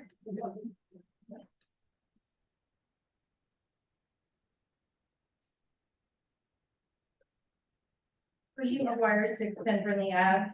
I was gonna hold off, but that conversation from Mayor Fox was pretty embarrassing. I am so disgusted at what you, Meredith, and Mayor Fox have done to the rest of this council for these past however many months. Ms. McGuire, do you have a question about the agenda? I'm commenting about the BA being appointed. I'm commenting about the BA being appointed. It's an agenda item. Okay.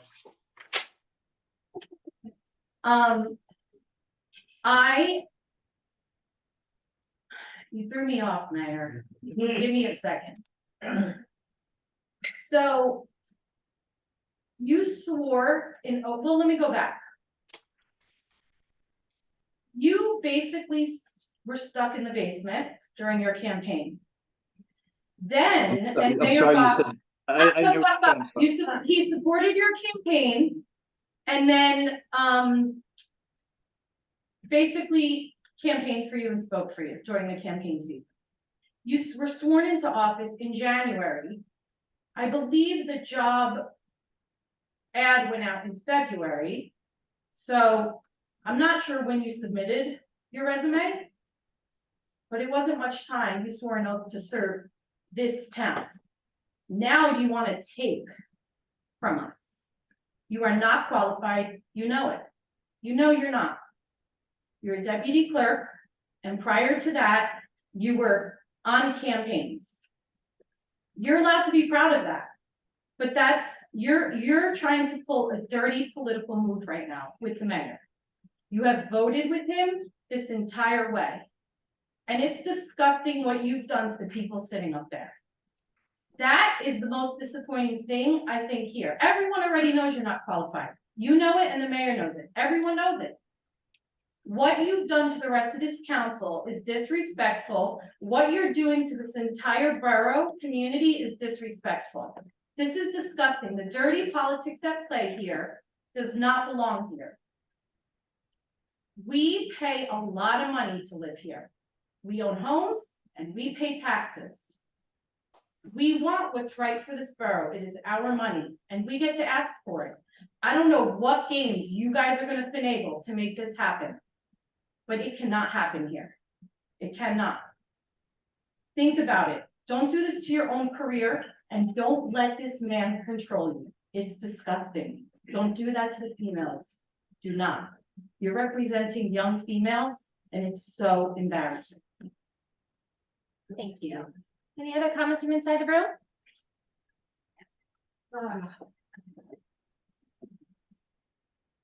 I'm Alice Harkin at 409 McCabe, and I want to comment on 2 things, the appointment of Mr. Marco, as well as the sewers. That's something that's near and dear to my heart lately, unfortunately. I just want to concur, I'm sorry, but you're not qualified. I looked at your LinkedIn profile, there's no education, there's no experience.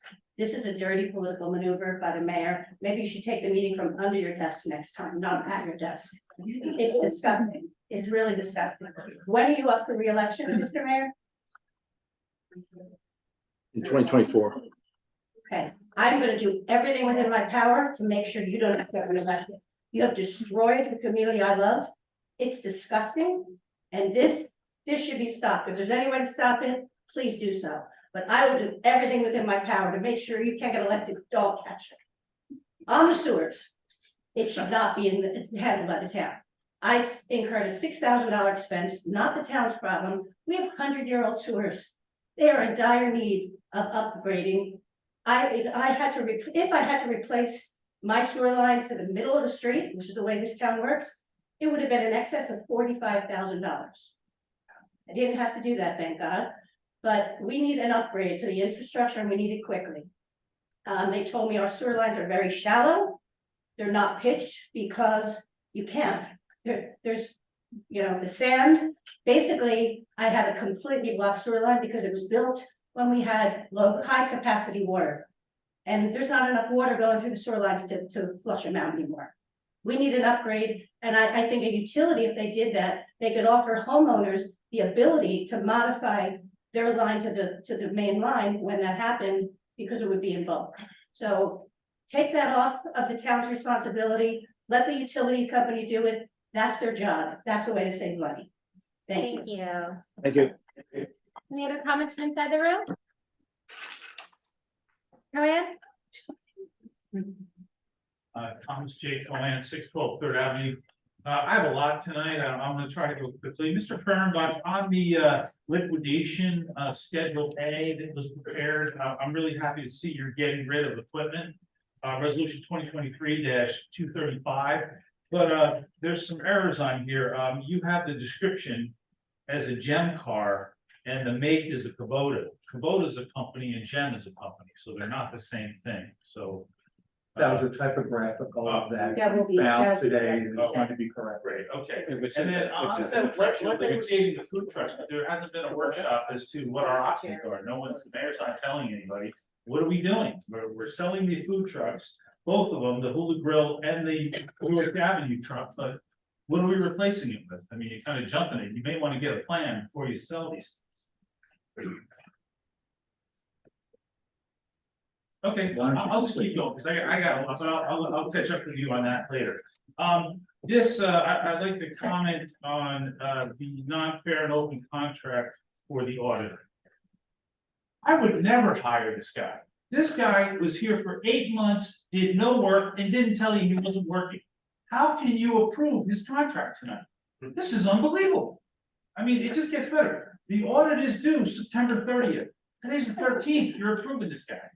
And he's in the budget for 29,000. He already wants to make sure he's getting his money. He hasn't done anything. Embarrassing again. Okay, now I'm gonna go to the approval of the, I guess this advice and consent is kind of assumed the way this is written by Mayor Fox. But I don't see how anybody can give consent to this. In 2017, Mayor Engelstad dumbed down the advertisement for the job so somebody could get it. And the police chief's girlfriend got the job and then sued people because she got too many emails. She was harassed. I mean, this is what happens when I'm embarrassed mostly because I went to the Blaustein School for Planning and Public Policy. It's very difficult. I'm only 20 credits in. I admire every one of those kids that build the foundational education in this job. Planning and public policy, public administration. And to jump those 26, 27-year-old kids who are just looking to get that starting job as a associate clerk somewhere so they can get it. But they built that foundation. It's not built here, because this town is built on cronyism. This isn't the first time we've had cronyism either. We've hired a police officer who's totally qualified, but his auntie was the business administrator. But that's not a conflict. I mean, how embarrassed do you have to be? What about the discrimination of the people who were qualified for that job, but their auntie wasn't the BA, so they could, I mean, we know how it works here. What you do is you call the other town, hey, Bob, over in 3L, can you hire my son or my nephew? That's how it's supposed to be done, but we blatantly do it here. I mean, I grew up in Spring Lake, a lot of people from Jersey City, a lot of people from Jersey City here. I never thought I'd have Mayor Hague here making these kind of deals. I mean, this is the most embarrassing thing I've ever seen. I mean, when people came down from Jersey City, they left their politics up there, but now it's here. It's blatant. It's really upsetting on so many levels. We're the best. We can be the best. Let's hire the best. Thank you. Thank you. Mr. Greenberg?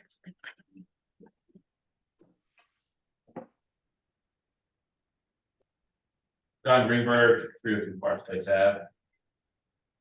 So I've listened to everybody talk about the advice consent for VA. And you know, I've heard people who are angry, I've heard people who are very factual, and I gotta say, Meredith, I like you. If you were running for the environmental czar of Bradley Beach, I'd be marching up and down the street with a banner for you.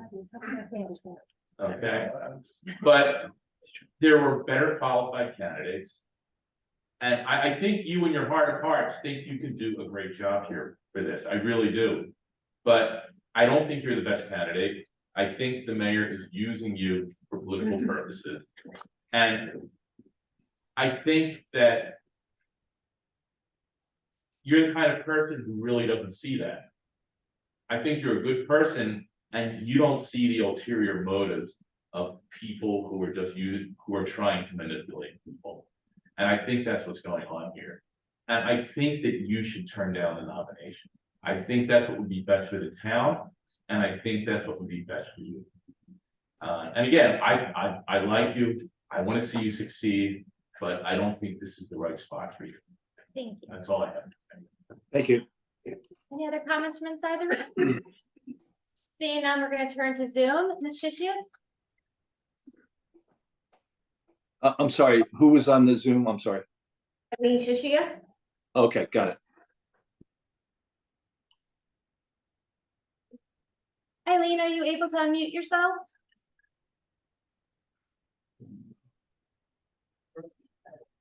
Can you hear me? I can. Yes. Yep.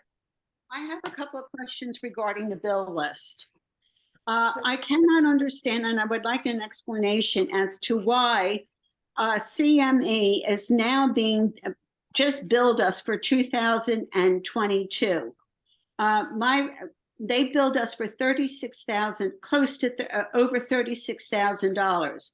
Now, this has happened on numerous occasions. Why are we back paying for 2022? Mr. Shias, if you would please go through all of your questions with the bill list, and then I'll give you the answers that I'm able to. Okay. I also noticed that they did a utility pole inventory, and that cost was $3,635. I would like to know what with their inventory, what did they come up with? What the results of it? Because our utility poles in town are a disgrace. Main Street has a 45-degree angle pole that looks like it's going to fall down in any particular time. We have spaghetti strings lines all over town. I'd like to know something about that. Also on the bills list, who is government management advisors? Is that the end of your questions? One more. Wait, one more thing I wanted to ask about CME. Oh, yeah, here's another question about CME. If we're paying them for 2022 now, are we paying interest on this delayed payment? And how do we know we haven't already paid those bills? Are you finished now? Yes, I am. So let me start from the top. We have been for the last, I'm going to say, at least 2 months, trying to deal with older bills from CME to be able to make sure we were getting them right.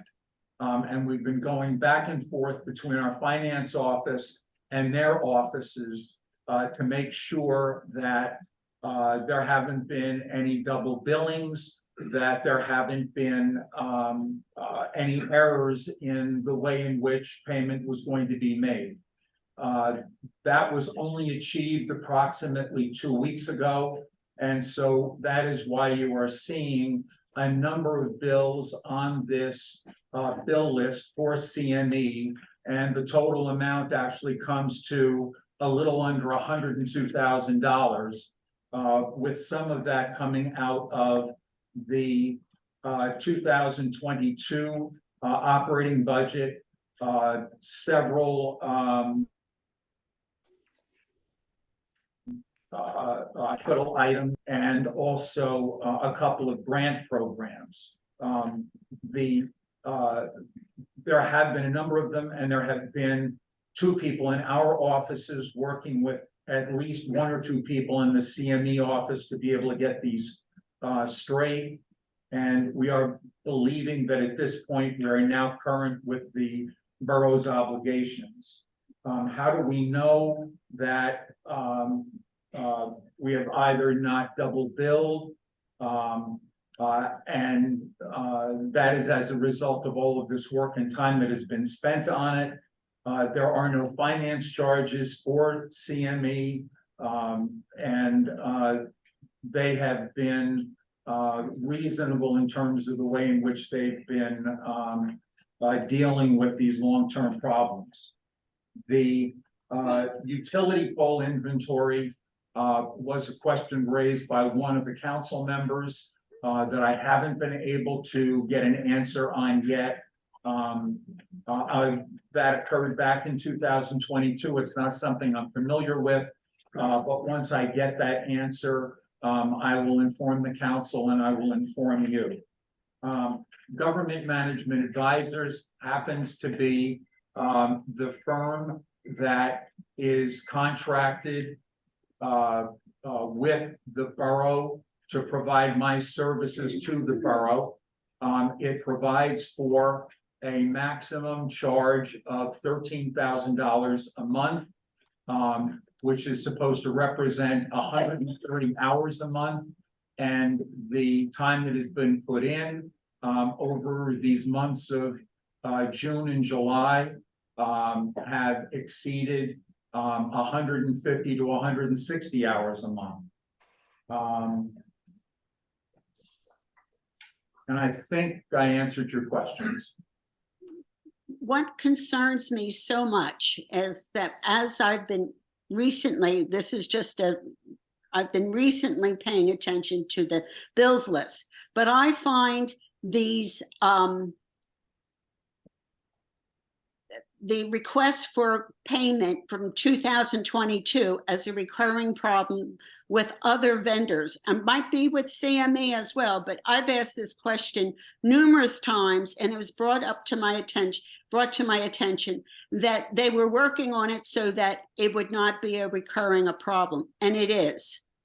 And you are definitely over your time, and if you want to wrap up your comment. Well, thank you. I'm over my time, but you're overspending our money too. Fair enough. All right, do we have any other questions? Any other public comments? Okay. There's a hand up. Oh, that's That's all right. Mayor, I'm gonna turn this back to you for ordinance introduction. Okay, thank you. Ordinance introduction. We have an ordinance, one ordinance introduction tonight, 2023-14, an ordinance amending chapter 365 rental property of the borough's revised general ordinances to reenact certain rental overlapping with the school year. Start off with, are there any council comments on this introduction? Yes. Yeah, Mr. Mayor, just for the benefit of the audience here and on Zoom, this is specifically in response to a question I asked at an earlier meeting. We were about to adopt what I think we all think is a good ordinance to help us begin to regulate short-term rentals. But just in the course of a lot of redlining we struck a paragraph that actually was intended originally to protect renters who had school-age children. And I asked pointedly, could we put that back in?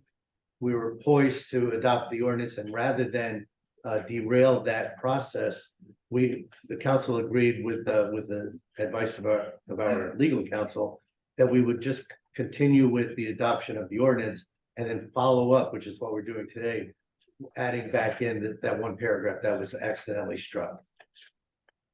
Hopefully that helps people understand. Okay, then we will close if there's no other comments on, council comments on 2023-14, and I'd like to make a motion to approve ordinance 2023-14 for introduction. Second. Ms. DeMarco? Yes. Mr. Noble? Yes. Mr. Gubatose? Yes. Mr. Weber? Yes. Mayor Fox? Yes. Under communications, we have a special law enforcement class 2 officer salary increase memo. We'll go now to agenda item number 11, the consent agenda. There are 4 items on the consent agenda. The first is 2023-228, approval of off-premise 50/50 cash raffle license and waiver of the municipal raffle license fee for the Bradley Beach PTA. 2023-229, the approval of a bingo license for Friends of the Bradley Beach Library. 2023-230, approving the Jersey Shore Rescue Mission to conduct their 5K walk race for Saturday, October 28th, 2023 from 9 to 11. It's a pass-through only. And then 2023-231, special item of revenue, the Chapter 159 Stormwater Infrastructure Map Upgrade Grant. I'll make a motion to approve the consent agenda. Second. Ms. DeMarco? Yes. Mr. Noble? Yes. Mr. Gubatose? Yes. Mr. Weber? Yes. Mayor Fox? Yes. We'll go now to individual resolutions. First is 2023-232, authorizing change orders for sanitary sewer rehab. Phase 2 contract award to MSP Construction Corporation, the total amount of $4,124,962.32. I'll make a motion to approve Questions on 2023. this first, Mr. Mayor, if I can ask some questions? Yes. Thank you. I just wanted to say that, you know, I had inquired to the acting administrator about some work. A lot of people have a concrete walkway across their planting strip. Those were all taken out and replaced as part of this contractor. I went up and down Second Avenue and just looked at one side of Second Avenue, and there's like 20 houses that had this. It just caught my eye because our zoning ordinance says you can't have that.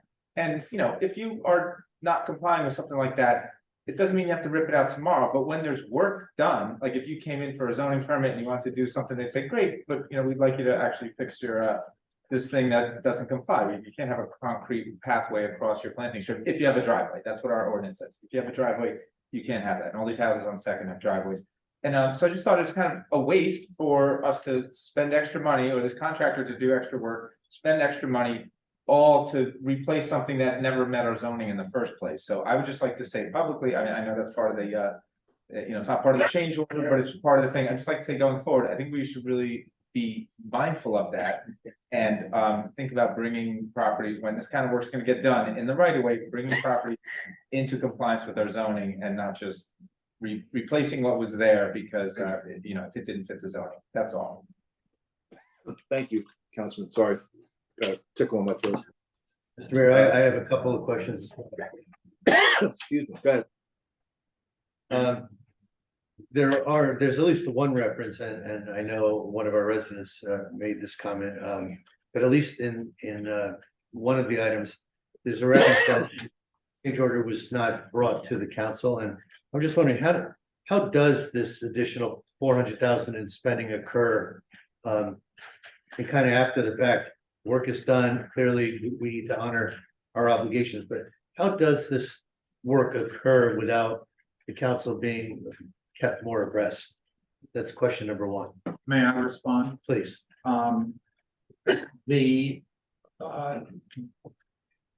What occurs in a number of municipalities is that on a project like this, the engineer will make a series of decisions in the field.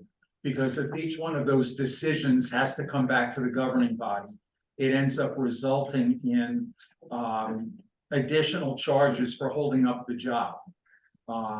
And in this particular case, I know that the first change order was brought to the governing body back in 2022 and was acted on. Why the subsequent ones were not, I am still not fully clear on. But when this came in for payment and we were going through the reviews that I indicated to Mrs. Sitchius earlier that we've been going through, we came to a realization that there had been a number of these change orders. I sought them from the engineer. He supplied them and indicated that we could not pay MSP Construction until the change orders were approved by the governing body. Often in these projects, you end up getting additions and subtractions as the result of what is found in the field. Sometimes these change orders result in a negative. Sometimes they result in an additional cost. The key concern is generally to make sure it stays under the regulatory limitation of 20%. This one, I believe, comes out somewhere in the vicinity of about 12.1%. And so from the engineer's standpoint, it was not resulting in what is often considered a considerable increase in the cost of a project, which is something that is nearing or beginning to exceed 20%. So, Right, and so if I could just make one comment relative to that, Greg. One of the things that we've pressed very hard on in this project, because we didn't do it in phase one, was the appropriate amount of curb and apron work and road work. You really have to wait till you get underneath the sewer, find out what you have, and that you can stay within the confines of that cost. And really hope that given that you can do the work that we were able to do at, I think the number was more like 11%, but it's 11, 12%, whatever it is. To get, and I think if you look at Second, Third, Fourth Avenue, the amount of curb work done versus the phase one, which there was little or none done, and the curb work on the south part of those 4 blocks looks nothing like Second, Third, Fourth, and the north-south streets do. So that's a little bit of a variable. We were very fortunate that we didn't find any super expensive issues under the ground. I just wanted to add that little bit of commentary. Well, I guess the obvious question is, are all of these change orders a reflection of our engineer not appropriately scoping the project? I mean, could they actually have this many $100,000 plus surprises? Or was the project perhaps not scoped properly? I think given the comments the mayor just made, that there were unknowns. And I think if you talk to any engineer, including Mr. Freda, who was the key engineer on this site, that he could bring up to you a number of examples of where there have been significant changes in projects because of what has been found, sort of behind the sheetrock. And in this particular case, the mayor indicated the issue on curb and sidewalk, which was a significant item. I would, while I've got the opportunity, just like to correct one thing. The total amount of the net price of this project is $4,123,267.90. And I'm saying that because there was an attempt in the end of MSP Construction to be able to foist a particular bill on us for one of the last problems that arose in the project, which we refused to pay, and I would not want to see this resolution authorize that payment. Okay, thank you. A couple related questions.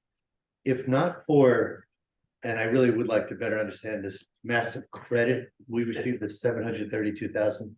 If not for this massive credit, my concern sitting here on the council is there would have been a $1.1 million overage on a $3.6 million, $3.7 million budget. When we talk about, the magnitude of margin, I mean, we would have blown through that 20% with the 1.1 million. So fortunately, we got a 730 some odd $1,000 credit. I would like to understand that credit, but I guess more importantly, my concern is, as I first looked at this, it's like, how did we miss by so much? And I know there are surprises, I get it. I've hired contractors to do construction in my house. I've had overages that I could not anticipate. I get it, but that's a huge miss, combined with the fact that the council was not made aware. Can someone quickly explain the $732,000 credit? A myriad of additions and reductions is not a great description.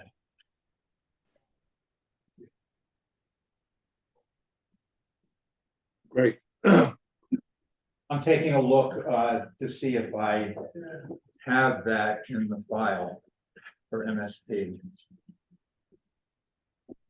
I mean, it's so large. It begs the question, did we just not do some of the work that was originally planned? No, the plan was second, third, Fourth Avenue and the north-south streets. That specification stuck. If you remember, when we looked at phase 2 originally, it was up to Fifth, but we took that out before we started the project. I'm sorry, when they put together this file, Mr. Gubitosi, when they put this file together for me this morning, they did not include the change order materials that are like this. I will be able to make a photocopy of that for you and get that to you to be able to see, but I can't provide it now. I wouldn't know where in that office to be able to find it. No, that's understandable. Thank you. I would appreciate that follow-up, but I'm still prepared to vote in favor of this for tonight. Okay, so I will then make a motion to approve 2023-232.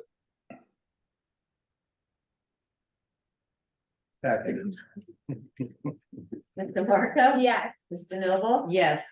Mr. Gubitosi? Yes. Mr. Weber? Yes. Mayor Fox?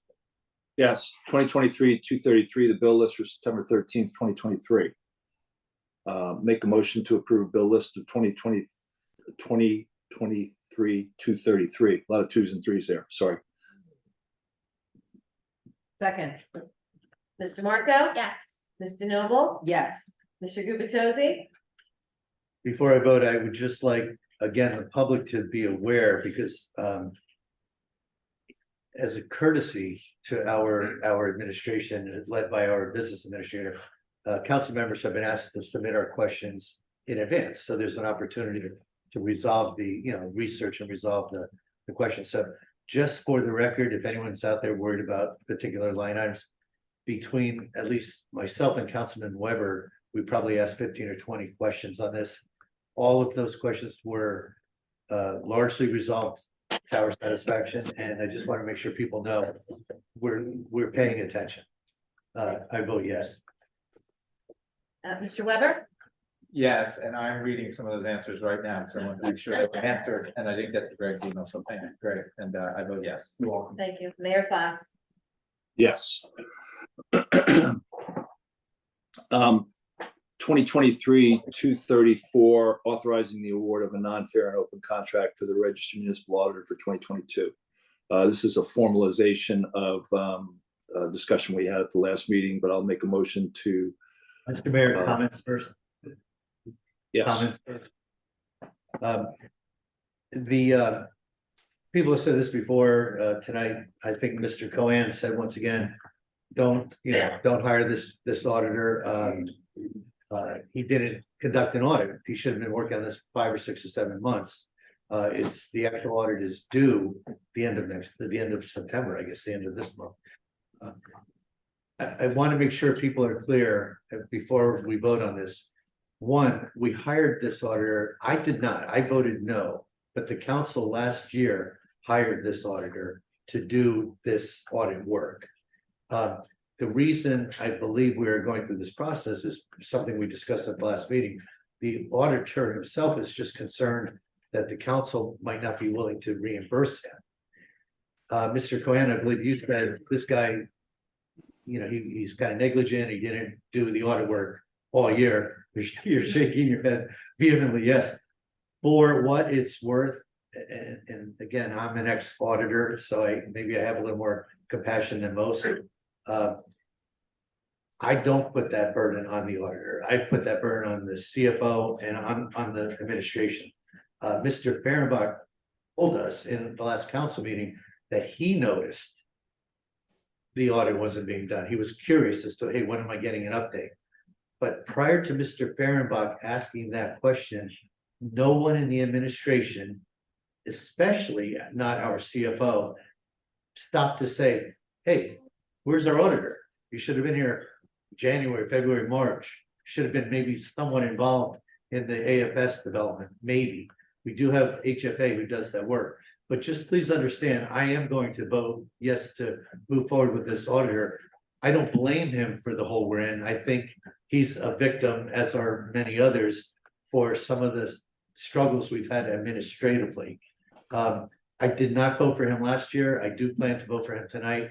And Mr. Fehrenbach, my only question to you really, because presumably, at least while you're our acting VA, we haven't had access to the council have not had access to the auditor in the past. And if you think about it, we hire the auditor, the entire council. The auditor is auditing the administration of Bradley Beach. The auditor sits down with the administration and says, here are our preliminary findings, negotiate, take a couple of these comments out, we'll fix them, change that comment here, change the comment there. Interesting to me that the council isn't invited to that process. So I guess my question to you, sir, if we do in fact move forward hiring Mr. Olowa's firm, can you give us some assurance that the council will have some modest degree of access to the auditor to, one, ask questions that we would perhaps like him to look at, and two, at least one of us as a representative of the council be allowed to participate in that final meeting where preliminary findings are presented? Because of the issue of a quorum, in order to participate in a review of what the audit findings are, I believe there could be one additional member of the council to participate with the mayor, so there would not be a quorum. Would you mind passing that information on to Mr. Olowa after we vote tonight? I have no problem with that. Thank you. Okay, if there's no other questions, again, make a motion to authorize the award of non-fair and open to the registered municipal audit for 2022. Do I have a second? Second. Mr. Marco? Yes. Mr. Noble? I'm actually gonna agree with Mr. Cohen for once. Thank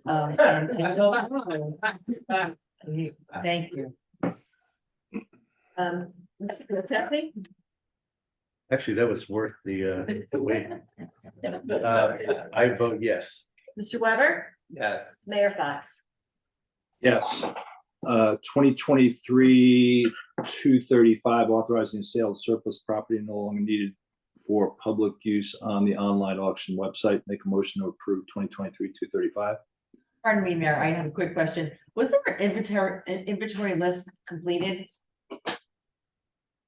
I know I've asked for this in the past. I didn't receive anything. Was something done? There is an inventory list that is maintained as part of the municipality's insurance policy. I didn't recall that you had made a request for that. You may have, and I may have dropped it. But I can supply a copy of that inventory to the governing body. I'll take that note now. That would be great. Thank you very much, Craig. I'm sorry, go ahead, Mayor. Yeah, so I made a motion to approve 2023-235. Second, Mr. Marco? Yes. Ms. DeNoble? yes. Mr. Gubatose? Yes. Mr. Weber? Yes. Mayor Fox? Yes, 2023-236, authorizing renewal membership of the Monmouth Municipal Joint Insurance Funds for 2024, 25, and 26. Make a motion to approve 2023-236. Second. Mr. Marco? Yes. Ms. DeNoble? Yes. Mr. Gubatose? Yes. Mr. Weber? Yes. Mayor Fox? Yes. 2023-237, the appointment of the position of Chief Financial Officer in accordance with NJSA 40A semicolon, or I'm sorry, colon 9-140.10. This appointment is for Nancy Britton. Nancy, just a little bit of an explanation here. Our current CFO, Anthony Menino's term expires at the end of this year. We've been actively recruiting for a replacement. We've gone through an interview process, which involved the governing body and Greg and myself. Greg led the effort, and I appreciate the fact that he did that. Grateful for his expertise and his ability to bring us where we are today relative to this position. It provides us some overlap time between our current CFO and this new CFO.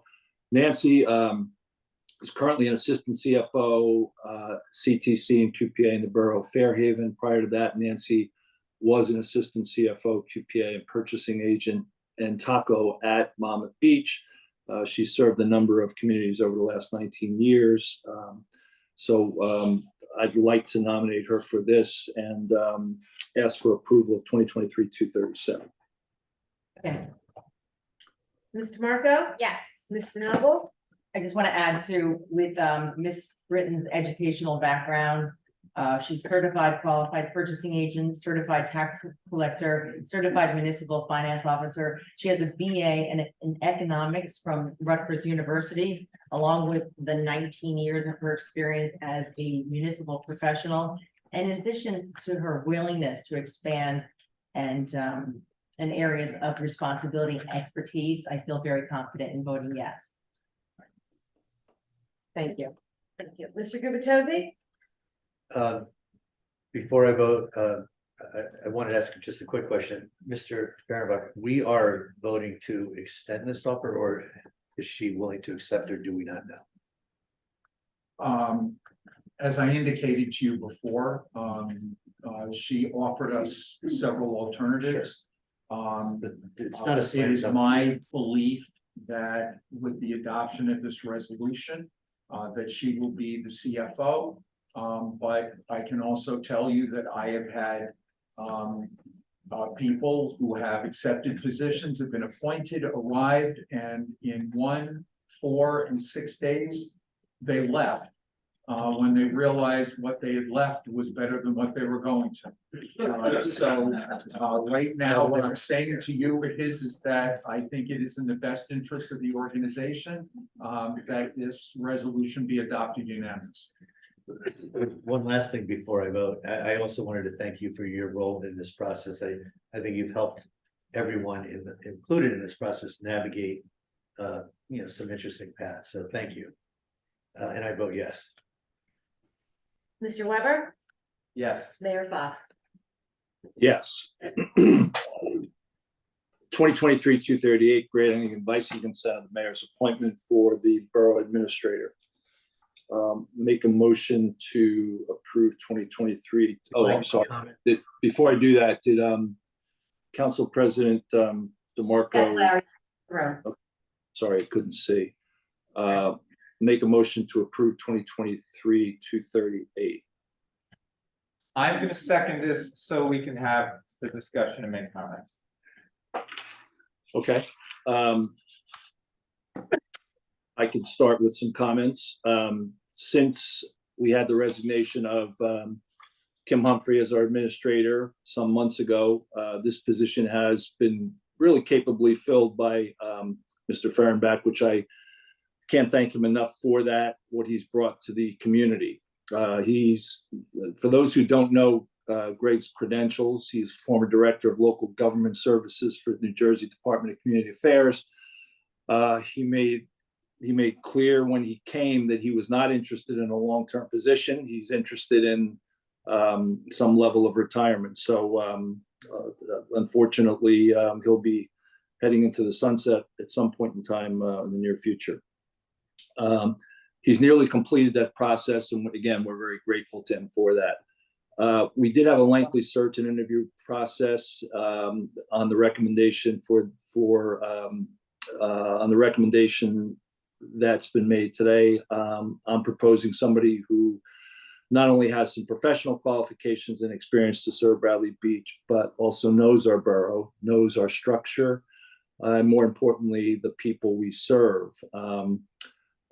This candidate works in a community right now of over 30,000 people, has 16 years of professional experience. Veteran volunteer in terms of activities that encompasses local business development, planning, and environmental issues that are important to our town, particularly on the environmental side. That's something that's a key, a critical success factor for our community. So the nomination of Meredith DeMarco, I think, is appropriate. Her record as a borough support in the community was evidenced last year in the election. She demonstrated some real independence, how she ran her campaign.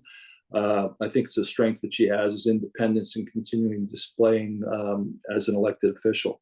As council president, she's done a good job for us. She's ready to listen to all sides. She's fair, open, and I think she's has a real command of the law. Mayor. We do not consent. Ma'am, you can't. Ma'am, there's a time for public. There's a time, let him Please. Sorry. Every step, we've reached out to our council, we've reached out to the attorney general, and we. Ma'am, Been told. ma'am, you've met me here, right? You see that I'm respectful to everybody, we just can't have it. And this is not a threat, if you keep calling out, I have to get you out of here. And I really don't want to do that, so use public comment later, you can do whatever you want, but just now is not the time, okay? Thank you. You can do public comments. So hold that thought. Thank you. So I feel very comfortable with this nomination. I think Meredith will do a great job for the community. She'll give 120%, and it's for that reason that I've made this nomination. Any other comments? I guess I'll start. First of all, this is not personal. I serve you, the public. This is my job. So sometimes I have to make tough decisions and I have to share some difficult information. And I want to do that today. I'm going to take you back to February 14th. I sent the mayor an email and I let him know. I said, Mayor, I read your posting on the New Jersey League of Municipalities.org for the business administrator position.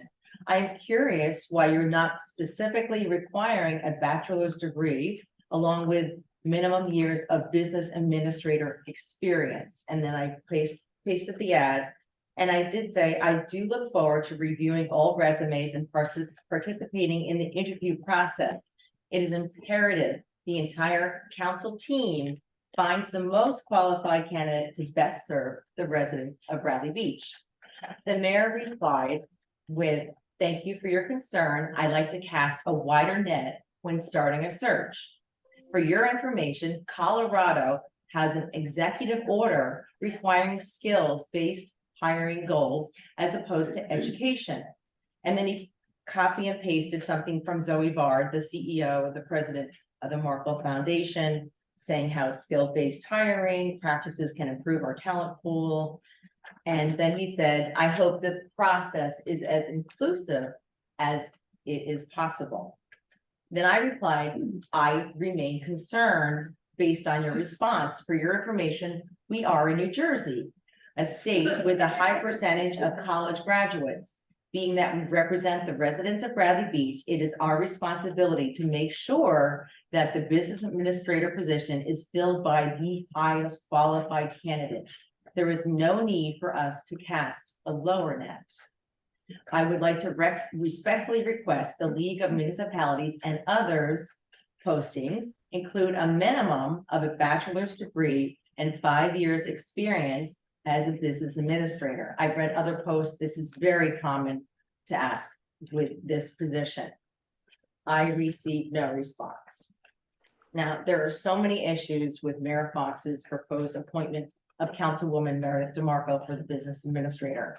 First is the ethics of a newly elected sitting councilwoman applying for this position. Secondly, is Councilwoman DeMarco's lack of any experience as a BA and the lack of foundational educational degrees. And she has minimal experience, 2 years in municipal government. As I stated at the June 14th Borough Council meeting, the council interviewed 3 of Mayor Fox's selected recommendations and we advised the mayor of our selection, a highly qualified candidate with a master's degree in public administration. By the way, we had 7 applicants that did have a master's degree. And this one also had decades of experience, which was also very common. Instead, Mayor Fox is now single-handedly proposing the appointment of Councilwoman Meredith DeMarco, a far less qualified candidate, and is also proposing a top-line salary for us residents to pay.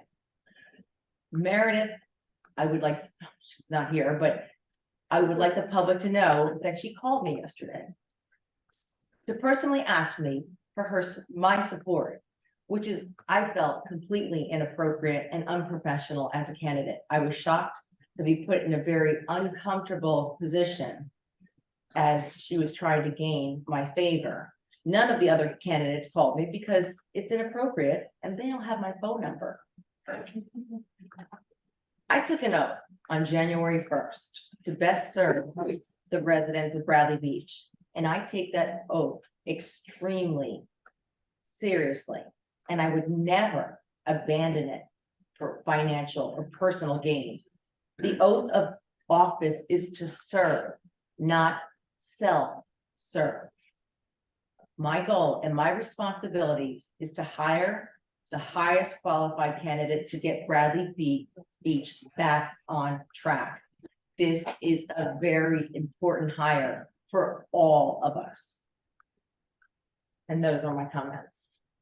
Thank you.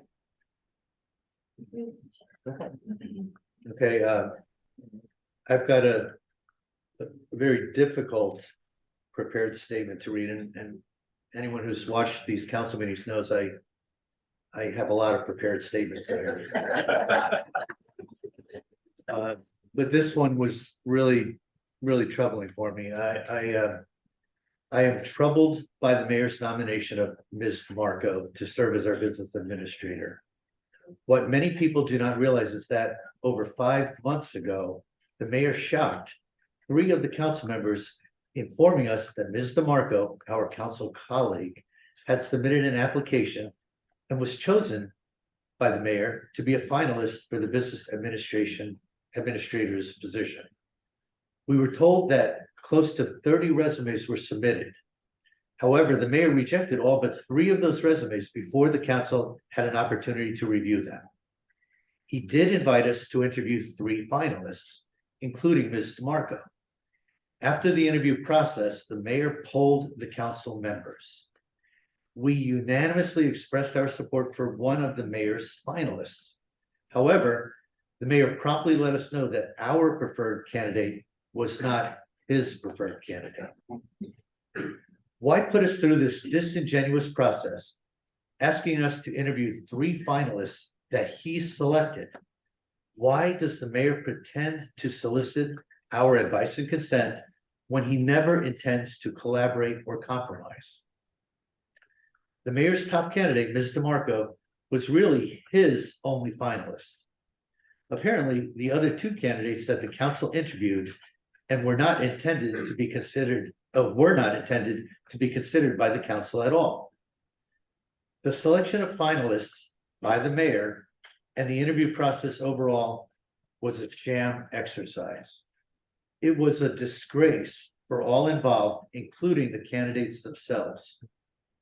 Not getting the answer he wanted from the council, Mayor Fox then initiated a lawsuit against the council, and he delayed any BA nominations for many months, hoping that the court would rule that he did not need the council's advice and consent for the BA position. However, the court said that advice and consent is necessary for a permanent position. However, there is a loophole. Apparently, the mayor can temporarily appoint what is referred to as an acting BA. Mr. Fehrenbach is an acting BA. He can do this without council consent. Then, whenever that temporary position expires, the mayor can attempt to hold over that acting temporary position. This loophole could effectively create temporary appointments that can span years. So the loophole exists and the mayor is likely to jump through it. If you want evidence of the deceit and disdain that the mayor has for the public, look no further than tonight's agenda. This resolution's language reads, granting advice and consent to the mayor's appointment of the borough administrator. This is all part of an act. The mayor knows that he does not have the council's support. Ironically, the mayor drafted this language for the public agenda, but it's doubtful that he has any intention of respecting his own language. Because of this loophole, the mayor is creating an adversarial situation. He is not truly asking for or expecting our consent. Should the council vote no on this resolution, don't look for the mayor to nominate the council's preferred candidate next. No, he delayed the replacement of our business administrator for 6 months. Now, he may act upon this loophole to get his way. At this point, all I can say is that as a member of this council, I will continue to fight for what is right for our residents. I want people to know that my biggest concern isn't about how the mayor continues to disrespect this council and the public. My biggest concern isn't about sham processes that the mayor uses to advance his own agenda. In order to hire Ms. DeMarco as our BA, he wasted our time and the time of all the people who submitted resumes and who interviewed for this important position. Those are definitely problems that need to be recognized. However, my biggest concern is what I perceive to be a lack of ethical behavior on the part of Mayor Fox. Consider the following. 1, the mayor aggressively supported Ms. DeMarco during her campaign for the council, paying for campaign literature and supporting fundraising for Ms. DeMarco. Despite the negative campaigning that the mayor conducted against Ms. DeNoble, Mr. Weber, and myself, this council embraced Ms. DeMarco, one of the mayor's candidates. In an effort to demonstrate true collaboration, this council unanimously appointed Ms. DeMarco to serve as our council president. We certainly had the votes to do otherwise. Then, only months into Ms. DeMarco's 3-year term on the council, the mayor informed us that he was determined to appoint Ms. DeMarco to the business administrator role, despite council advice to the contrary. Making matters worse, we were not allowed to share this information with the public because we were asked to protect Ms. DeMarco's right to confidentiality. Of course, Ms. DeMarco could not easily recuse herself from every council vote spanning many months. So we all were forced to sit silent for 5 months, keeping the public in the dark because of the mayor's calculating inaction. In my opinion, for all this time, every single council vote could have been perceived as a conflict of interest. Whenever any member of the council might have opposed the mayor, voting against the mayor could have been at least awkward. If Ms. DeMarco is appointed to the BA position, people will likely ask very challenging questions that I don't have answers to. Did the council president have an unfair advantage over other candidates during this process, especially candidates who were more qualified? What is the commitment, if any, that an elected official owes to the people who put them in office? Is it appropriate for Bradley Beach to pay market competitive salary and benefits to a person with no experience as a business administrator?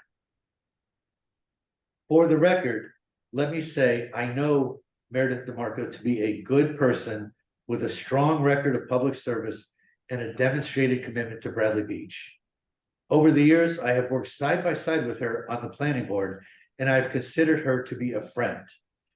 I am not here tonight to disparage Ms. DeMarco. The simple fact, as I see it, is that there is a more qualified candidate for the role of business administrator that had the unanimous support of this council. This was a candidate who the mayor himself presented to us as one of his 3 finalists.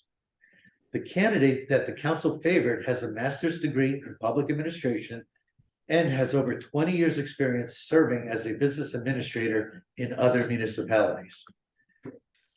Perhaps most importantly, I believe that the mayor's effort to appoint Ms. DeMarco places her in conflict with the oath she took to serve the public as their council person.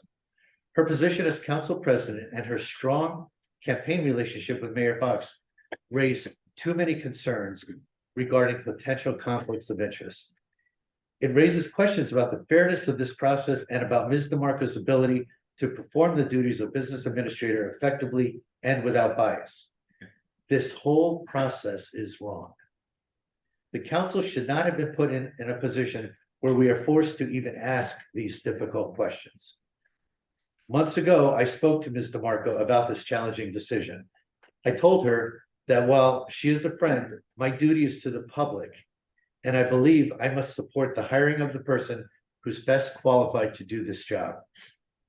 Unfortunately, I expect my past friendship with Ms. DeMarco is now damaged, perhaps irreparably.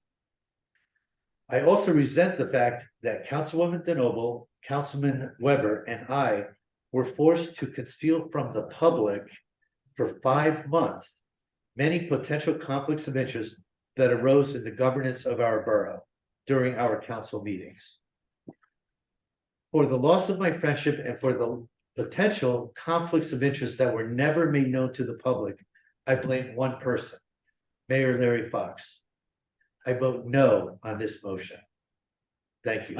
I don't think we were voting at this point, Councilman. I think I telegraphed my vote, sorry. That's it? All right. My turn. It's really, really disappointing to me that the mayor appointed somebody to the BA position that he knew did not have the support of the remainder of the council. I mean, who does that?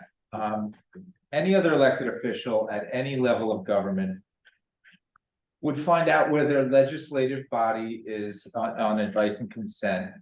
And finding no support, either they would withdraw the candidate's name or the candidate would withdraw the name themselves. We've all seen this happen, and if you follow politics, it's happened at a national level and state level. We've seen elected leaders put forth and then withdraw the nomination due to lack of support. And then the person who can make it through, the person who gets the advice and consent, that's the person that ends up getting the job. But not here, not in Bradley Beach. Not in a town where one person thinks their opinion is the only one that counts. I went through this exact same scenario 6 years ago in 2017 on this council. Back then, we had a BA candidate. They had close ties to the administration. They had no experience as an actual town administrator. That person was appointed over the objection of 2 council members. Back then, I wanted a different candidate. I wanted the candidate that had a master's degree in public administration, who had actual administrator experience in a town much larger than ours. But we didn't get that candidate back in 2017. We got the candidate who had a municipal experience for sure, and a lot of it, but none of it as an actual administrator. I think the results were poor, and Bradley Beach suffered for it. So now it's 2023, and the exact same thing is happening. A highly qualified candidate is being passed over by the mayor for someone he is close to. and who will likely align with him on all things and not push back on him. The mayor is the one who chose the 3 finalists. He clearly thought that any of those 3 could do the job. So then the exercise becomes finding the best qualified among those 3. That's why the council was interviewed in to interview all 3. You have to ask the question, then why was the council even become part of the interview process? Why, if the mayor was gonna ignore our suggestions and just pick the person he wanted, why waste our time? I think it comes down to the mayor's ego. He does not want someone with more experience than him. He does not want someone who makes better decisions than him. And he does not want someone to push back on him and tell him that his ideas make no sense. A couple other towns in Monmouth County were looking for administrators in this same time period, specifically Red Bank and West Long Branch. I think a competitive candidate for this job would have applied to those towns and even been a finalist in their search. I have no evidence of this one way or the other, but that's a question for the candidate. But I'm pretty sure that the mayor's choice didn't apply for this job in these other towns. Now, there are people out there maybe going to speak later tonight, or they're on Zoom, or after this is all done. And they're going to say that they think Meredith DeMarco is a nice person, or she's a hard worker, or she's likable, et cetera, but that is not the point. I want those people to put themselves in my shoes. The shoes of a guy who interviewed 3 candidates and who's being asked to give support to the one with the least experience of the 3. What would you do? I know what some of you would do, but that's what people that were giving their support to Meredith just say, what would you do if you were me? Never mind all the fine attributes and characteristics of Meredith DeMarco. She is the least experienced of the 3. And I, of all the people up here, should know better than to put the town through the same thing that happened in 2017. That's my comments. Thank you. I do have a couple of, I feel compelled to make a couple comments here based on the comments that were made. The first, when people throw around the word ethics, that concerns me. The council interviewed Ms. DeMarco back in May, and I heard no issues around that term ethics. It seems like ethics pops up periodically with people in just an inappropriate context. So I heard that by all 3, and I question if there was an ethics issue. Mr. Cannon was aware of this interview on May 19th. We heard nothing. So he could have put up a flag. I don't know that there's an ethics issue. So I just want to put that out there. Relative to Ms. DeNoble or Councilwoman DeNoble's comments, it is typical for people to ask for support for nominations. So I'm sorry that you felt that way. I think Council President DeMarco does want to serve the community, and I think she will serve the community very well. If I flip over to Councilman Gubitosi saying that she was in position for a short period of time, I can recall in 2020, Councilman Gubitosi, you were in a position for 2 or 3 months and decided to shift to something else yourself. So these things happen. Wait, Council, I'm sorry, I've got the floor. I've got the floor. I'm sorry. Council, Council President DeMarco applied for the job. I didn't ask her to apply for the job. I used a professional recruiter, Mr. Fehrenbach, to work with us to look at the candidates. And we didn't agree on every candidate, but we did agree on the finalists, and we did agree on the final choice. So people are, single-handedly saying that I made some deal or something like that. There'd be nothing in it for me to make a deal. There's a lot of politics being discussed here tonight, and people will say what they will. I think we're putting the best candidate in place. So I think this idea of, quote, not listening I certainly went through the interview process, went through the final interview process, took the input, had some more discussions, and I think I'm making a good choice.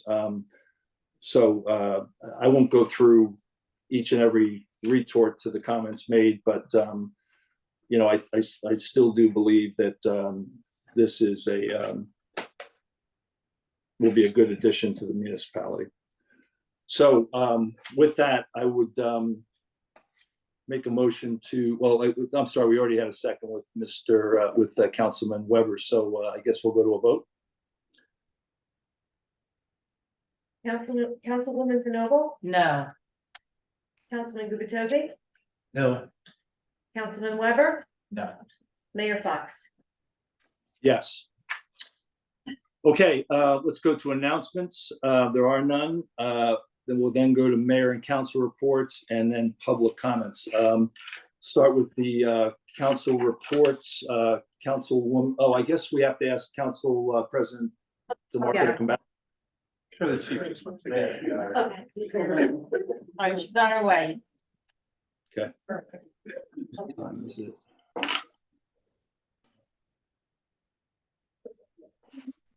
I like the antiques. That'd be fun to check that out. Yeah, yeah. Vintage clothing and anywhere else. Tracked her down. Yeah, we're getting her. All right, I'm just gonna check something. I'll be right 2 seconds. Okay. So if I could just make a quick statement regarding resolution 2023-235, because when I make a mistake, I always admit it. My name is on the inventory list with the gem car and the Kubota. That's since been fixed, so when it gets posted on the website, it'll be corrected, okay? Just wanted to. Yeah, I'm glad done. No, one heart attack is nothing. Okay, so Council President back or no? Do you want to start with your comments? No. I can wait. Somebody go. I could go first.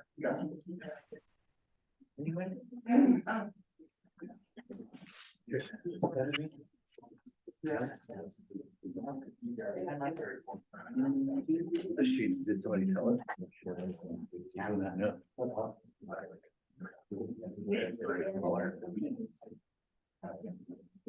Has Meredith been notified? Yeah, I think, was he going to get her?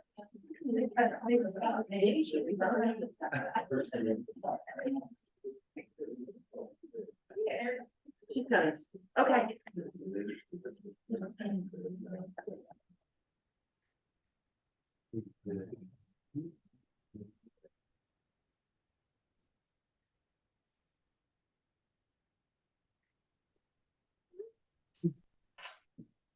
Okay, she's back. Okay, Councilwoman DeNoble. All right, I guess I'm going first after all. Okay, September, with the school Board of Ed, school will open again September 4th, and it's back in action. The new mascot, Bradley, is flying high. And the next Board of Ed meeting is September 19th. Shade Tree, they had a meeting on September 6th, yes. 6 applications were heard to remove 10 trees. Good news is that they will be removed, but they will be replaced with 10 trees. The chairman's budget discussions led to identifying a few items that required additional research, including some missing deposits that needed to be transferred to the appropriate account. Also, the commission raised concerns about the late payments by the borough of some of the Shade Tree Commission bills. The chairman is working on to rectify these things. And finally, more good news. On October 14th, we will be planting 24 more wishing and honor me trees throughout the borough, and we could use some volunteers that day as well. On tourism, on August 28th, the Tourism Commission had a special meeting as the mayor requested a last-minute contract with Willie Will, an event planner out of New Brunswick, to host a Latin Fest for $6,900 on September 9th. the tourism commission voted and determined that one, it was too short notice. Two, it was too expensive, including the $6,900 fee plus borough expenses. And three, the commission favored hiring a local band and a local salsa instructor for approximately $1,200. And four, they wanted to hold the event during the actual Hispanic Heritage Month time, which begins on September 15th, this Saturday. Mayor Fox single-handedly overrode the commission's decision. There was a question if this was violating our ordinance, Article 5, Chapter 24, Sections 16 through 18. And the mayor basically said, everybody violates ordinances, and told the tourism director not to worry about it. As far as the budget goes for them, the director is still unsure about the current balance. We know that 2023 started with a balance of $76,844.68. Christopher Clinton of HFA is investigating the deviations of the tourism trust account. Apparently Apparently deposits were incorrectly going into the current fund instead of the tourism trust account. He tells our BA, Mr. Fehrenbach, that this was corrected earlier this year, and I think you're going to cover a little bit more about that. Let's do some good news. How about that? Okay. Being a councilwoman certainly has its challenges, but it also has its rewards. And sometimes you get to do some pretty special things. And recently, the Bradley Beach Fire Department invited the mayor and council to participate and volunteer at the Bradley Beach Fire Department 5K race. Councilpersons Weber, Gubitosi, and I took up the challenge, and we helped set up, and we distributed water and food. Mayor Fox ran in the race, and they also gave me the honor of servicing as their MC. It was a great community event. The DPW did a great job setting up. The police was there to protect us and assure our safety. And the Bradley Beach Elementary School 8th graders volunteered, and the first aid and fire departments also volunteered their time as well. And they did get a call during this, so they multitasked very successfully. And I just want to say thank you to the Bradley Beach Fire Department. Your commitment to protect and serve our borough is nothing short of heroic. And I do have a fun fact. The Bradley Beach Fire Department has provided volunteer continual fire protection 24 hours a day, 7 days a week since June 5th, 1893.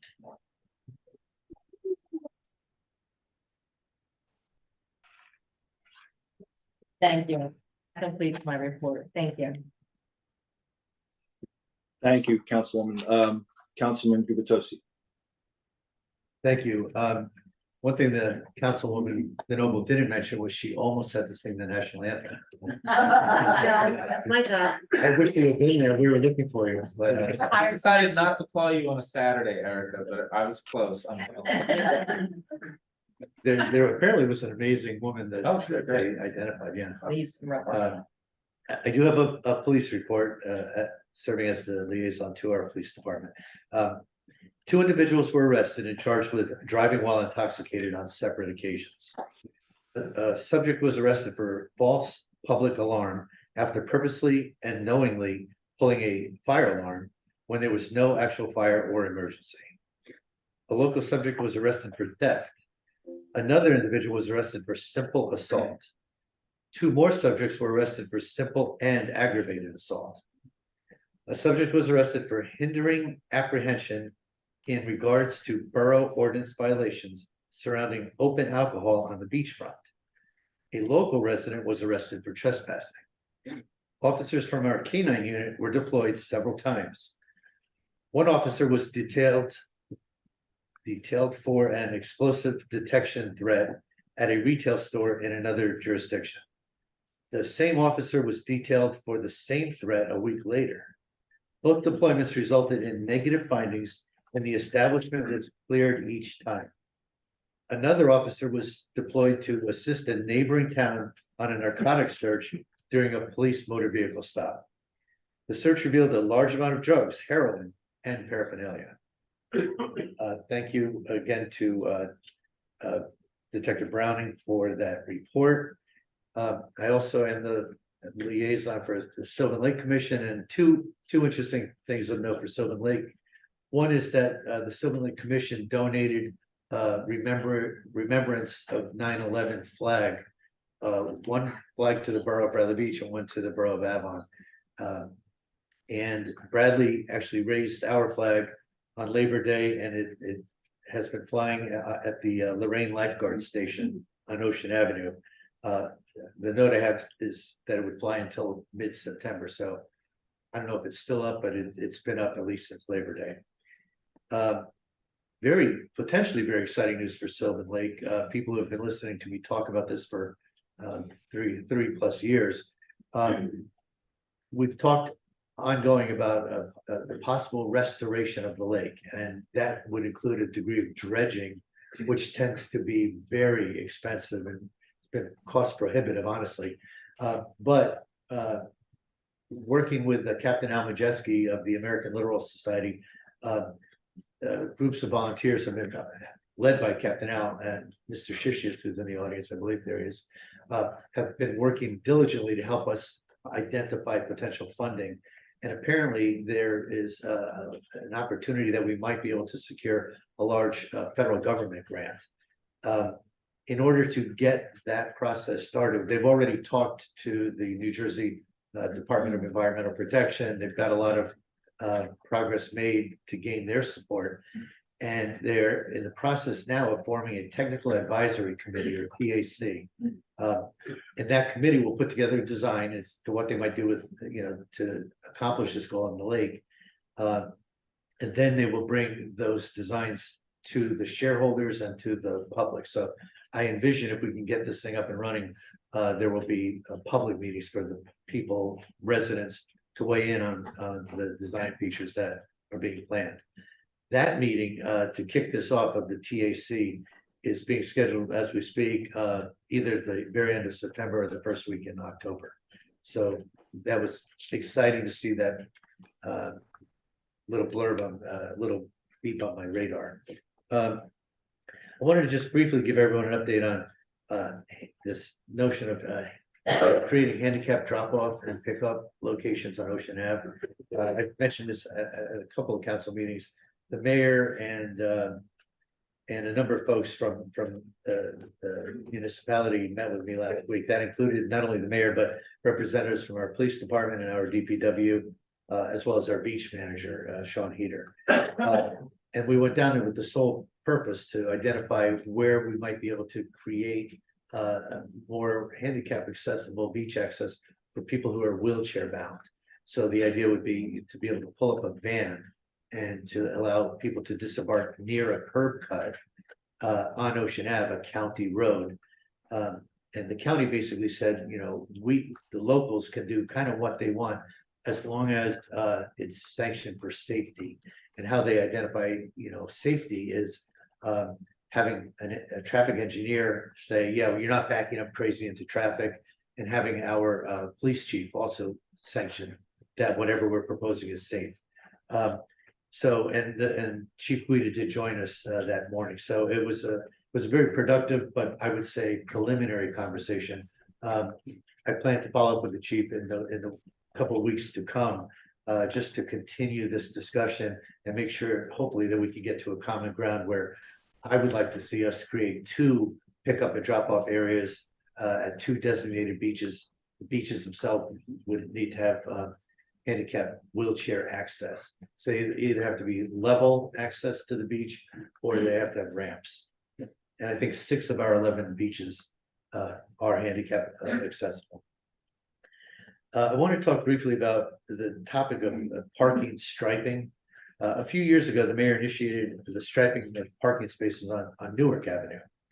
This was done without council approval and most importantly, without soliciting resident input. At that time, the council passed a resolution creating a law that requires all parking changes to follow a formal due diligence process, including one involving a traffic engineer. If you're going to make changes, get an expert to guide us. 2, engaging the residents, making sure we get feedback, make sure we understand the issues that are important to the residents especially if we're putting in parking right in front of their houses. And 3, requiring council approval. Recently, the mayor has begun to explore potential striping on Fourth Avenue and on Lorraine Avenue. Decisions like these must be thoughtful and well communicated. Our residents' feedback is critical. Parking is a very important issue in a beach community, and any changes clearly need to align with a longer-term strategy for managing parking. The council plans, this is just a heads up, the council plans to introduce a resolution on September 27th that reinforces the due diligence protections that we initiated in 2021. And then I created my own comments regarding tourism, and this is just evidence that we don't always coordinate our comments as council members. But I did want to speak briefly about the tourism trust and the tourism ordinance. I want people to know that I am working with Mr. Fehrenbach, our business administrator, to better understand how to reconcile our Edmunds financial reporting system, the trust account balances there, with our annual financial statement trust account balances. In my first effort to reconcile these balances, I could not come up, I really couldn't come close to balancing the balances. I don't understand the volume of activity that flows through the tourism trust just yet, and I want to make sure that this trust is being utilized appropriately. Today, I received an email that offers some explanation for the disparities that I observed. However, a few questions remain, and the HFA team is working to help resolve my questions. On a related note, I was very disappointed to see that the mayor overruled our tourism commission's recommendations to improve the Latin Festival. I participated in the commission meeting as a resident and listened to a great exchange of ideas among tourism commission members and residents that would, 1, reduce costs by roughly $5,000, 2, utilize local talent, 3, align the festival date with the Hispanic Heritage Month, and 4, provide more time to advertise and build resident participation. My understanding is that the mayor overruled this commission's thoughtful work and proceeded to hire the Latin Fest event planner of his choice. This would seem to directly conflict with our law, the tourism ordinance, which gives this power solely to the tourism commission. Further, I understand that the mayor told our tourism director something to the effect that it was okay to not obey our ordinances. I sincerely hope that did not happen, but I plan to follow up on these important tourism issues and provide an updated report at our September 27th council meeting. That concludes my comments. Thank you, Councilman Weber. Mr. Mayor, with all these people here, you'd think we were talking about life and death stuff, but I'm going to talk about life and death stuff. About 10 minutes after the guards left, the lifeguards left on Labor Day, I had to help some kid that was stuck in the riff in the surfing beach. And then two days later, at the same beach, I had to help a middle-aged man that was boogie boarding in that same riff. There was other surfers there, and in both cases, it was kind of no big deal. But I really want to emphasize, now people need to stay out of the water if they do not have decades of surfing experience or a big something floaty with them. The waves are going to be huge the next couple of days. It's nothing that like we had on Labor Day. So just stay out of the water. Please tell other people to stay out of the water. I don't want to hear the sirens go off this Friday or this weekend or anything, because I know what that means when the sirens go off. But last Friday night at the pizza place on Brindley Avenue, I was just finishing up dinner with my family, and a woman two tables down from me started choking. Her family members were trying the Heimlich maneuver, and somebody had already called 911 really quickly. Officer Andrew Redmond was first on the scene. He was there right away. He took over. You may know Andrew Redmond is he's the canine officer. He gets to work with dogs. They put an awesome job. This guy has. Other officers followed. Detective Greg Penz was there. Lieutenant Anthony Murray was there. Officer Edmund Hernandez. Of course, the chief was there. And I said, Friday night, the chief was there. If I'm leaving anybody out, I really apologize. I did my best on this. Of course, the whole first aid squad showed up within minutes. But I really want to single out Officer Redmond because I believe he saved this woman's life. The Heimlich was not working for the family members, and quite frankly, it wasn't working for Officer Redmond for a while, to the point where there's like, let's lay this woman down and start CPR. And it must have been that last thrust and before they were doing that, and they were actually already in the process of laying her down. So she lived, and I believe he saved her life. And even though he's not here, he was on duty a couple hours ago. I would like a round of applause for Officer Redmond.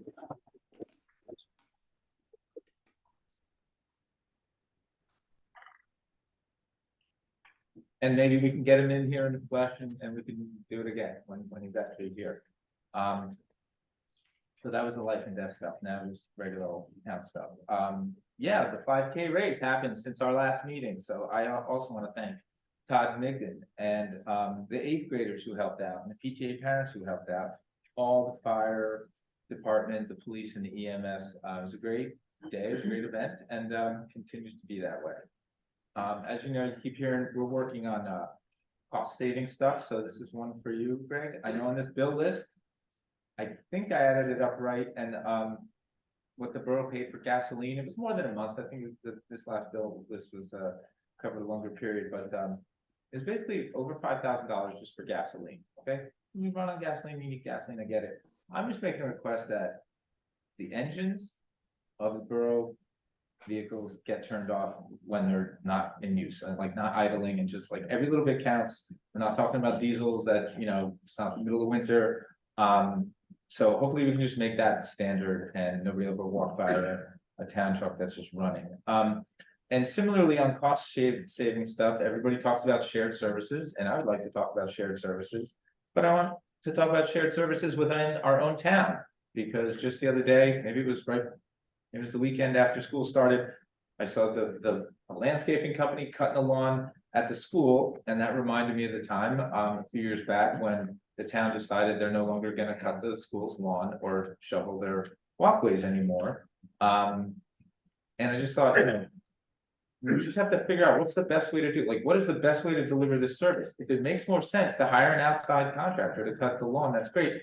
But then maybe it makes more sense for us to hire an outside firm to do all the lawns in town. I have no idea, but if it's making sense for the school, I mean, the taxpayers are paying for this either way. So we should make sure that that's actually the most efficient, the most cost effective thing. If it's not the most cost effective thing, then maybe the town should consider going back to cutting the school's lawn. And everybody remembers a few years ago when this happened, the town bought a lawnmower and the superintendent would be out there in the middle of the July mowing the lawn. I mean, the guy is the highest paid school official in the town and he's out there mowing the lawn. So I'd like to just look into that. I want to ask a question about how we started this meeting with the presentation from the fire department. Do we need a resolution to kind of affirm what they presented? I mean, is it different? I don't think we do, and that I think we passed it, and I think Erica had already checked that we didn't need it. But Erica, can you comment on that? Yes, we did pass the resolution, if you remember last year, so they were just making the presentation that there was a tweak in where the sign was being placed, and that's all that needed to be done. As per, believe the zoning officer even clarified that too. So we don't need another resolution, that much I do know. Somebody had plans to build their house and when they moved it 5 feet, something would have to happen. So No, you say so? in this case, no, it Had was to ask. fine. No, that's Okay. fine. And then my interest in the school, Jane does a great job reporting on the school. Thank My you. interest in the school is about half of what it used to be because I only have one kid in the school now. But you missed this one, Jane. They're doing the car wash this Saturday. Oh my goodness, it was on my list. Everybody Okay. needs to get their car washed this Yes, Saturday. the PTA is doing that. 8 a.m. to 2 p.m. It helps send the 8th graders to Washington. They do this every year. It's kind of the start of their fundraising season, which they will work on raising money from now and basically until they go to Washington. So get your car washed, even if it's not dirty. I think it's 9 a.m. to 2 p.m. You just pull in the schoolyard Yes. and you'll see what's going on. You'll So see me there. You'll be there. Oh, Okay. they're selling treats too, I so will be bring a some money. senior now, so you go and you get your car washed, and that's the end of my report. Thank you, Councilman. Yeah, it's 9 to 2. It's $5 a car. I've got the ad and it'll be in the newsletter tomorrow. I'll start with the first aid and fire department reports for the operational period ending September 13th, 2023. The squadron responded to 15 day calls and 10 night calls for a total of 25 calls. 15 were for medical calls and 10 for fire calls. Squad conducted one drill for the safety and education of membership. 6 members successfully completed the 53-hour American Red Cross certification for emergency medical responders. Congratulations to Lily Lane, Jennifer Pierce, Isabella Upton, Ariella Minsky, Carl Fensky, and Jack Bruno. Well done. The squad supplied medical overwatch for the 2 concerts in the park, as well as Latino Festival in Wildwood Park and the thank you. The squad responded to 2 requests for mutual aid, one for Ocean Grove Water Rescue and one for Avalon Water Rescue. Congratulations to Jennifer Pierce, Sky Bretcher, Carl Frensky for being accepted into the EMT training program. Good luck, study hard. Squad fulfill 100% of their assignments for the operational period. Fire department for the operational period ending September 13th. The department responded to 10 requests for the department. The department conducted 2 training drills for safety and education of the members. The department fulfilled 100% of their assignments. As always, they're looking for volunteers for fire and first aid, offer free training to qualified individuals. Anyone wishing to volunteer for the fire department and first aid apps can be found on the borough website. As always, there's significant cooperation between fire and first aid, allowing to keep answering our citizens' needs. So that's the the first aid and fire report. I have a couple other comments. We had a tough weekend last weekend with the weather. Through Labor Day was great, but we had a lot of variable storms, put a damper on not only the Latin Fest, but the local summer festivities. Rescheduled local summer for this Sunday from 5 to 7:30. It is on the Brindley Avenue Beach. I only had one update this summer for badge sales. I had said on August 15th that our sales were at about $1.5 million, about 30,000 more than the same period last year. We budgeted $1.9 million for badge sales, and I'm happy to report that the number hot off the presses is $1,975,000. So we exceeded our revenue forecast by about $75,000, which is great. So we can look at, you know, what do we do with investments in our beachfront. So you know, we have to certainly wait for surpluses to kick in and all those things. But the good news is we for I think the 3rd year in a row exceeded our beach badge revenue, and the weather helped us a bunch. It started slow in June, but we picked up speed in mid-July through Labor Day, so that was great. And that's a testimony to everybody that works on this end to end. Just about everybody, every employee has something to do with the beach in some way, so I very much appreciate that.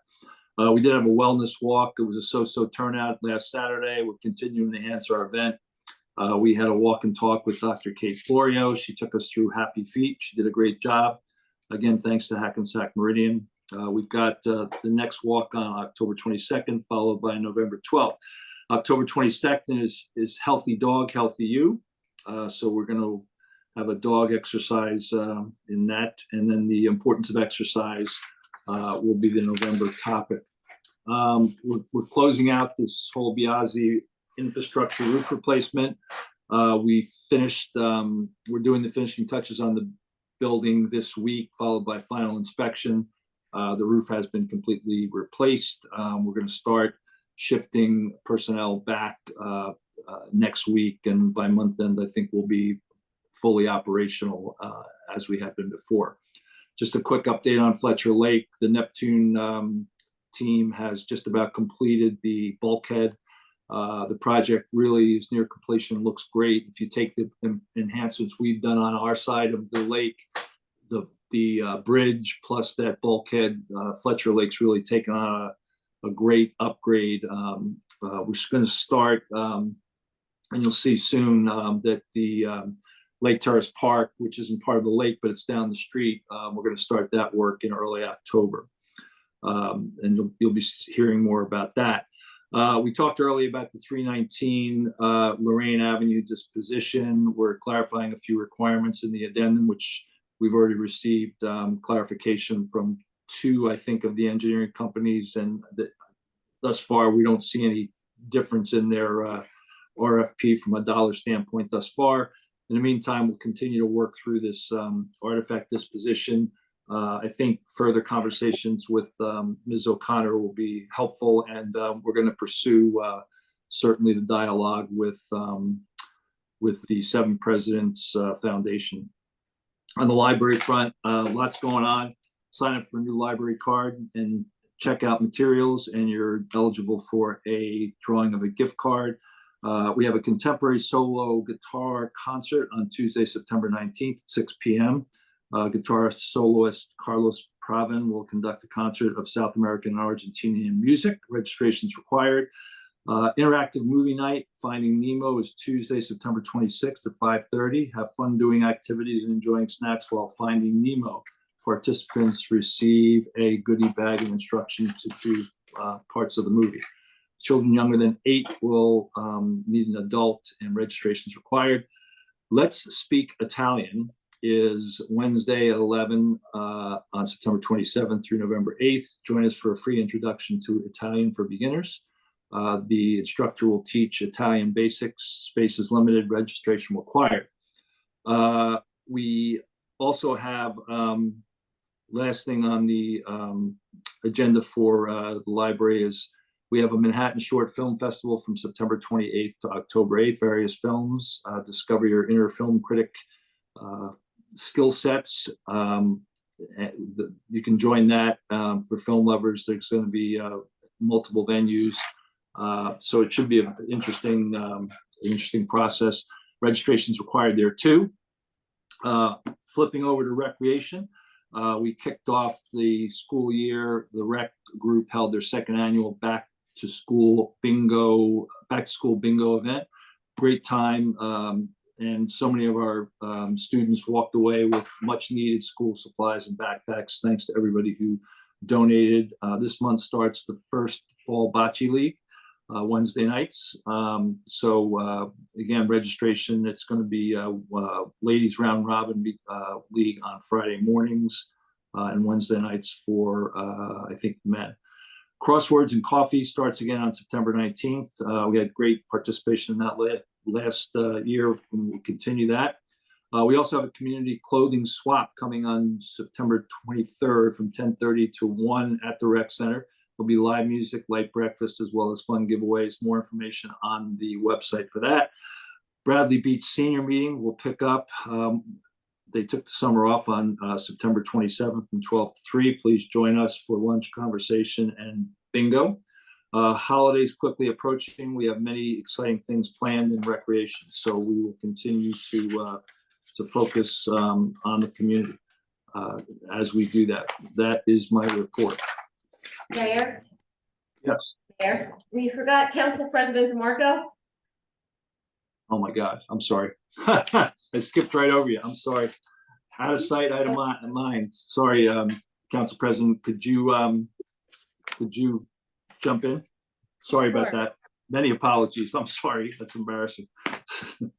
So the Land Use Board met on August 17th and approved a request for a second one-year extension of time and approved an application for both variances to repair or replace the current driveway and rear patio on a residential property. And the Environmental Commission would like to invite everyone to the annual Fall Beach Sweep, which will be held on Saturday, October 21st from 9 a.m. until 12:30 p.m. You can volunteer for the entire time or just for a few hours, whatever you can give. We'll be meeting at the 5th Avenue Gazebo. Volunteers are encouraged to bring their own buckets for trash collection because this will help reduce the number of plastic bags that are used for the events. All other cleaning materials will be provided, and we hope to see you there. Thank you. Okay, thank you, Council President. Again, apologies. I'm not used to operating out of this spot. So we will now move to the next agenda item, which is public comments, 5-minute limit, single instance. And again, Council President, if you can help me navigate here a little bit, that would be very helpful. I'd appreciate Are you it. ready? Perfect.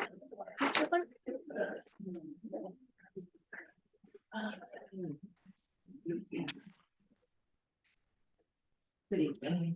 Dennis Miller, 504 Central Avenue here in Brighton Beach. kind of an upside down clown world are we living in? I'm watching my town go down in flames. Our taxes are at 13.2%. Our mayor is not listening to our council. He's suing our council using our tax dollars, being represented by an assemblywoman, a sitting assemblywoman, as his counsel. The town came together and we collected 250 signatures in support of a letter that was read on the record. And to date, the Attorney General, who has had this in his hands since August 3rd, has not responded. Not to me. Has he responded to you, Councilwoman DeMille? No, Have you heard anything? nothing. Councilman Gubitosi? Councilman DeMarco? No. Councilman Weber? Chief? Have you heard from the Attorney General at all? With regard to what? To a letter that was written and submitted on behalf of 250 residents in the town? I'm unaware of No one's I'm contacted? unaware of this letter. Okay, I read it on the record. I'm just asking if you've been reached out to by the Attorney General's office in any way? Mr. Farrenbach, have you No. heard? Larry? Larry? Can you hear me? Yes. Have you been contacted or reached out to in any way by the Attorney General since August 3rd? No, I haven't. Have you reached out to the Attorney General or spoken with them in any capacity since August 3rd? You're on the record. Yes or no? No? Yes or no? I answered no. Okay. Our sitting senator, Vin Gopal, who's currently running, and I'd like everybody to make note of that he's up for election. He was also sent this information. He's repeatedly avoided and obfuscated and avoided any contact or conversation with anybody about that letter. So if we've reached out to the Attorney General, we've reached out to our sitting senator, and we've reached out now publicly to our council people. What more can we do to stop this criminality?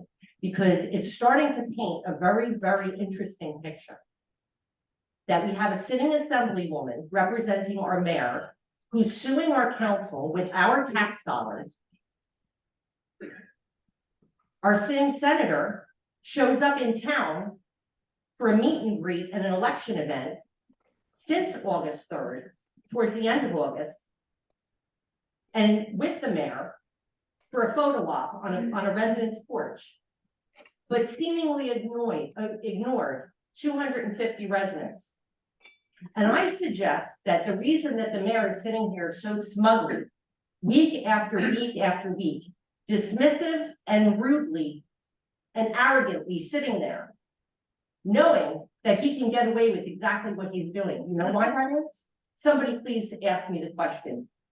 Please ask me why I think that is.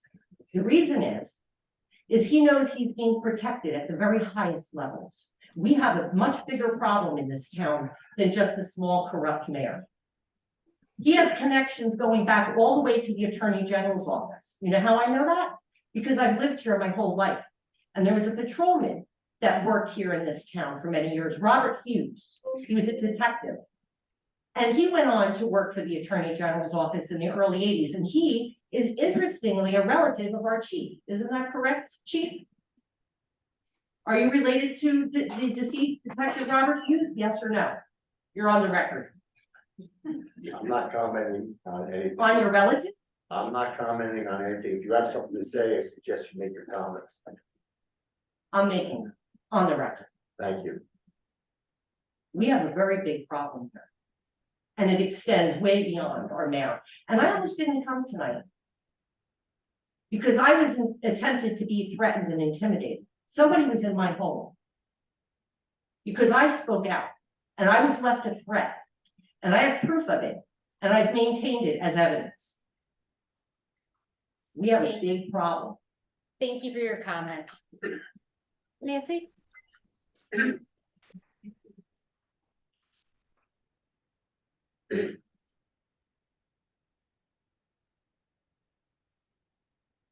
Nancy Meadow, Ocean Park condominium.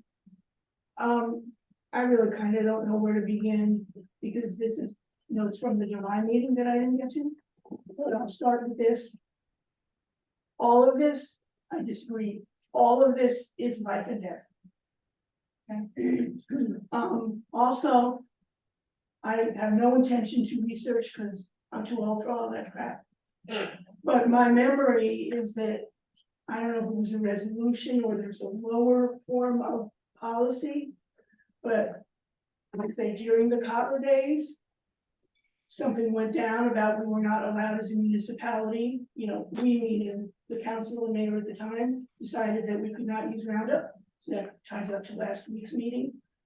As well as, and I think it was from the this millennium, at least essentially, that we're not allowed to idle cars. When that's huge, but so. This supports the fact that we don't follow our rules. Like, you know, the people going the wrong way down the street, police doing nothing, all of that stuff. Now, I'm also going to say, because people actually take bets on what I say on the meetings. And they actually wonder, I'm serious about this. I believe you. Okay, because I have to repeat, and line to get my way. So here we go. If I'm one of the 120 people that go to the firehouse, because we have no services, what services do I find there? Who can I bring in? I'm not going through that laundry list, but I'm very happy that people are gonna make money, that I brought that up tonight. I would like you to legislate, because that's the only way things get done. We want that code portal back that the previous administration did away with. It was great, it was efficient, of course, you know, code department didn't do much, but at least you had a record right there. As opposed to downloading the form, and then the form doesn't even tell you where to mail the form. So, okay, you know, here we go with that. Which ties into the website, which ties into, I don't know what people say they got the newsletter from the website. When I pull it up, and I did it right here in this meeting, in case something happened at, you know, 9:30 and I missed it, I see no newsletters past 8:04. And I believe this is 9:13, but maybe I don't know how to read a calendar. Wellness. Really? And you look at the recreation center, and you look at tonight's bill list, and we have Mondays are day delay, and Fridays are pizza day. Is that appropriate? Is that what you want to promote in wellness and a recreation center? I don't know, I sort of thought it was like activities. Glad you only have one children and child left in school. I hope you don't have grandchildren that intend to go there. Because I am alarmed that there are less than 200 students enrolled in that school. You were talking the pre-K through 8. Do the math. When I worked there, we were up and around either side of 500. And if you don't think your property values are going to go up, if you have to bus, and we're not going to be busing to Ava, where it's, you know, we know where we're busing to. And this is not a Board of Education problem.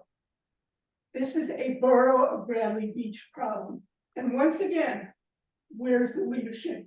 What are you doing? How are you making people want to bring and raise their families here? What are you doing to have a good standing district? You know, this is not just somebody who's just having a baby now. This is your future, the children of the country. So you need to get your act together with all of that. I still don't understand the difference between a board, a department, and a commission. However, I would think that if you're the leader of the board, then you're a board director, you're not a commission director, and vice versa. And I would like to say that I attended a Zoom meeting. It was done on somebody's personal Zoom. I don't see any agenda meeting minutes or any of that posted. You need to legislate what these boards, departments, commission do. so that people know. And I saw on something not to bring up again the position of VA, but the employees get their birthday off. I would like to say that Jane DeNovo attended meetings on her birthday for borough business. So I guess the rest of my things will stay in my handbag until the next meeting. Thank you. Thank you. Dr. McGuire? Dr. Tom McGuire, 6 Brandy Avenue. I had a question about, there was 2 mentions about the ordinance stopping the fall by the mayor. What's the repercussions for that, if that's true, if he's not following the town ordinance? Are there repercussions? Anything that the town can do? Anyone answer, Greg? You know, if that's the thing, or is it not in the ordinance, like the penalty of? I mean, it's not an ordinance that has a penalty provision. Yeah. In it, like, and that, that's, I don't know, like, I haven't investigated the matter, so I don't know what it is. I was looking for something. Let's just hypothetically say someone violated ordinance, I mean, subject to challenge, Yeah. any government document subject to challenge, and you've seen from the brief that's got on here. Yeah.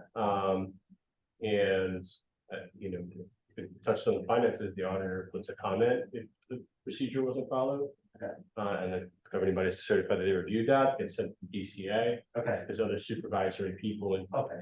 I think the allegation was some sort of financial ordinance. Checked by the auditor, checked by the I can DCA. go further up the chain. It's not like it would be in the borough, like we would like censure him or something like that. Yeah, I mean, that's not the ordinary procedure. That's not it. No, Okay. I mean, DCA checked, I mean, as you heard, you heard it over times in the budget, hey, the state hasn't approved our budget, they also review the audit. Okay. Is there any way that we can change the ordinance? Like put some type of penalty on there or something, you know, like if you go against this, because I mean, it's ordinance on there, like the noise ordinance has it on there that you'll get a penalty or a fine or something like that. Is there any way that we can do that, or is that just ridiculous? Or we should just follow the ordinance? Bingo, bingo, let's just follow the ordinance. Next thing is, I know you voted down, the candidacy for, or the nomination for Meredith. What's the next step now? We don't have a BA to replace Mr. Barenbeck. Do we, is that on the next agenda now that we go with the second person, or you guys advised and consented? Mayor, do you know the answer to that? What would go next? Since we don't have a BA to replace Mr. Barenbeck? Yeah, I'll be meeting with Mr. Fehrenbach tomorrow.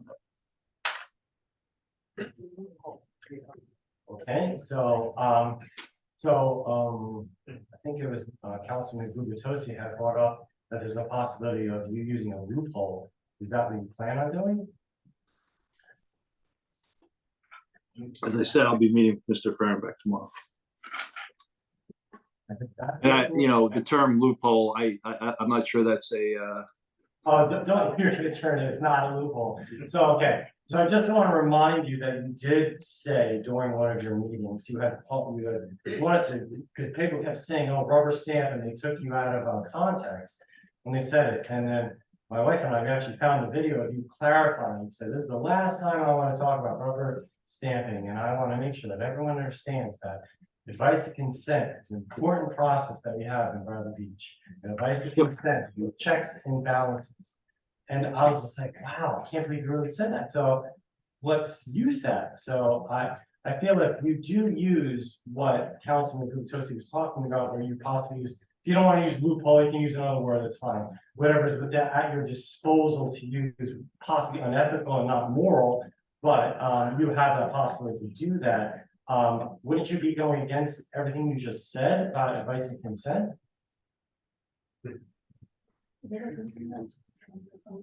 Or are you gonna talk to Mr. Fehrenbach about that one too? Yep, that's right. Okay, so we're gonna get nowhere again, so I wish, Meredith, if you had something, I wish you would decline or rescind your, what is it called, your application, that would be great, so we can move forward to this, so we can hire the person who really should be on this. I would appreciate that if you did that, because he's possibly gonna do this, and if you think that's the way that you should get a job, I mean, that's just terrible, so, sorry, but thank you. Thank you. Sean? As we let down off 414 Monmouth Avenue, I have a very quick comment. I believe that when we were going over the bills list, there was reference to, I don't know, municipal or government management, and I think that referenced, Mr. Fahrenbach's, employment, Yes, and that it was a 13,000 monthly. yes. Okay, so the simple math is that's $156,000. So continuing this engagement with an interim VA is also costing the borough a lot more money, and I just wanted to point that out. Thank you. Yeah. Me, I'm Olin 302 4th Avenue. I have to admit that I did find the email that Mayor Fox sent to me. It was in my junk. I don't know how it got there, but my friend over here, I showed it for that it got into my phone. So anyway, so I just, although I didn't realize it was that I was wrong, I still do admit when I'm wrong, which hopefully I'm setting an example. And then I just want to make a comment, it's going back to this best candidate for the job of the business administrator. Often there's questions that are asked by the council. Many of us, or maybe it's just me, hear these questions and I'm like, wow, what's that answer? And so many times Greg has the answer to that. And it's because he has so much experience, and his predecessor had those answers as well. I mean, just to give an example for tonight, and maybe I'm just, mushing the brain, but when Councilman Guptosi was asking the question about having access to the auditor, which was a very, I think I heard this right, very wise question to ask, because this is, something that the council should be able to question its financial decisions. Greg was able to come back with the answer that someone could have access to the auditor, they had to avoid a quorum. So just the language, whatever it was that, I hope I'm restating this correctly, but I just wonder if Councilman DeMarco goes into that job, would you have even known the answer to that question? I don't know if anybody else in this audience would have, and I just wonder what the qualifications are that you're gonna be able to answer, be on the spot, have your files with you, the way Greg does from his experience. He knows what to say and how to address the council's questions that come. Often you have these same questions with your 9 months of experience of being a councilwoman. So just think about it before you accept a position that only one person wants you to have. I could never go work for an employer where only one person in the company wanted to hire me. How am I going to work with all my colleagues? And especially if I have to supervise a staff of people that might even know more than me, that would just be uncomfortable. I would just think about it before you accept any kind of a position like that. And then I do the finances of Greg's position, temporary position right now, acting position right now came up. How long are we going to have to keep Greg on board while he transitions everything to Councilman DeMarco for her job?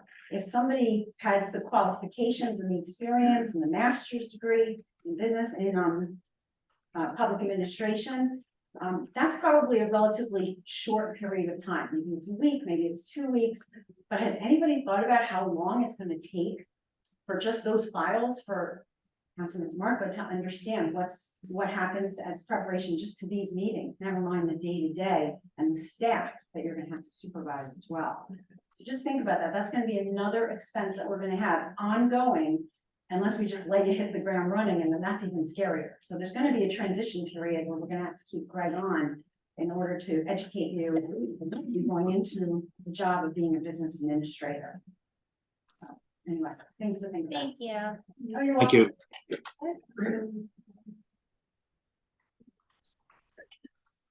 Steve McGuire, 6 Timberlake Ave. Before I speak, I just want to play the same clip that Tom mentioned. Defending that insurance. I do want to make two other comments. This comment is made by the council about understanding.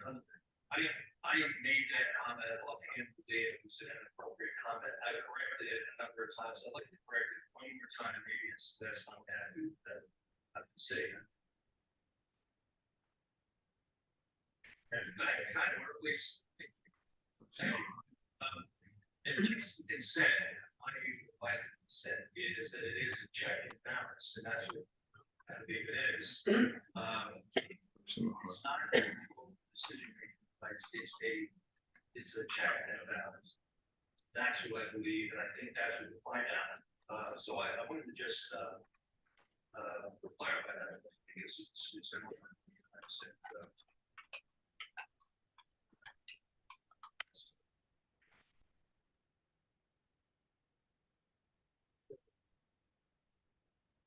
The mayor before in his comments mentioned that the word ethics gets thrown around a lot. I'd like to add to his list of words that get thrown around. Division. Division gets thrown around in this community a lot on social media, up here.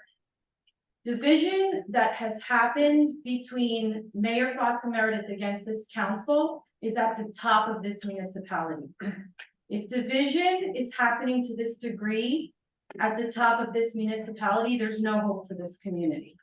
So I want everyone to understand that, where do we go with this? Where do we go? How do we come together? Is it time for residents to truly come together and protest? And I don't know, how do we do this? I'm calling on help from fellow neighbors, from the council members, because I don't see where we're gonna go with this type of leadership, because it's division. It's pure division from the top. The next word I would also like to add to the list of words that get thrown around is faction. What the mayor and Meredith DeMarco have displayed here this evening, and what they plan to do ongoing, since the mayor did not deny that he wants to use this loophole.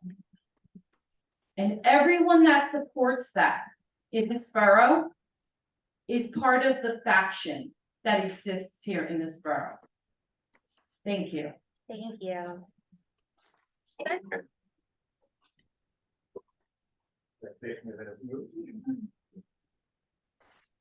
Mr. Marco, I'm not here to discuss your qualifications for lack thereof. Name and address. Stating your name and address. I'm sorry. Rafik Kaplan, 490. Mr. Marco, I'm not here to discuss your qualifications or lack thereof, so good news there. I do have a question. Given all that's happened tonight, and to recap, you were unanimously voted down by your fellow council members. The members of the public, I believe, unanimously spoke out against your candidacy.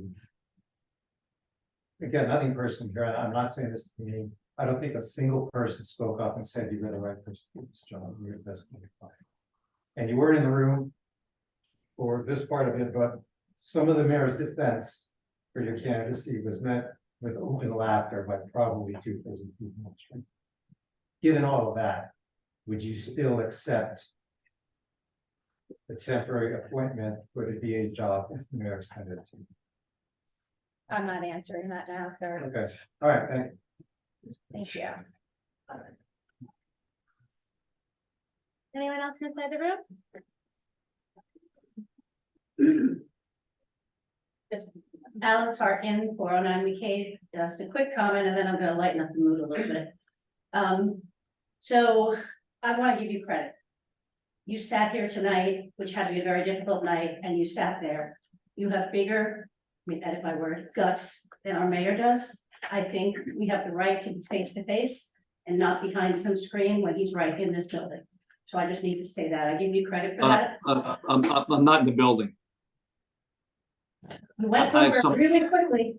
I'm sorry. I have somebody sick at home that I have to monitor. Sorry. She's still got bigger guts than you. Now I'm gonna lighten the mood a little bit. This is a little pet peeve. We're talking about local summer, we're talking about the bocce league.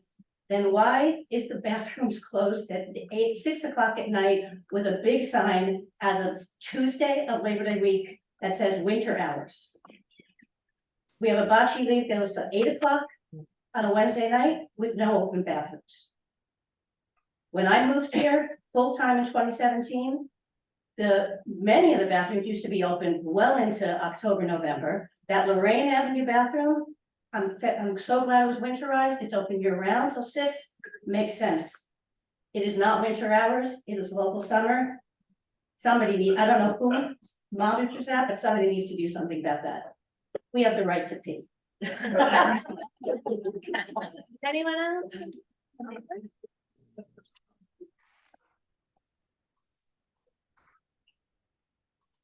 Alan Rappaport, 512 North Avenue. I'd like to concur with Meredith, you have big shoulders. I have a lot of respect for you. Don't think you're acting the job, but I have a lot of respect. Two comments, Mr. Cannon. I couldn't help but look at your eyes and look at your face while the mayor was talking about ethics, and that you never spoke up during the back and forth about ethics, whether Ms. DeMarco was qualified or not. Did the mayor ever ask you about ethics? No. Thank you. Mr. Fernbeck, I have one question for you. I was very involved in a borough where I had to negotiate a retiring police chief's severance pay and sick time used and not used. Who monitors and accounts for your time when you submitted for the borough for the hundreds, whatever hours? And I'm not saying you don't do it, but there needs to be a check and balance, as you know. Who's the person in the borough that checks your hours? The mayor would be my supervisor, and so the mayor would have to review that, and he receives a copy of my time log every month. And it goes into finance with whom I work, and if they see something that doesn't make sense, they have an ability to flag that. Just asking you a question because, again, it's our money because you are all the resident. Thank Your you. question's reasonable. Thank you, appreciate that. Anyone else? Don? Reberg, 302 Park Place Ave. Mr. Fernback just had a question on the surplus equipment we're selling. Why, in God's name, would you sell a 2-year-old air compressor? We just bought it 2 years ago. Why would we buy it and then sell it? I mean, thing's practically brand new, right? Mr. Weber had exactly the same question. And the answer. Great line.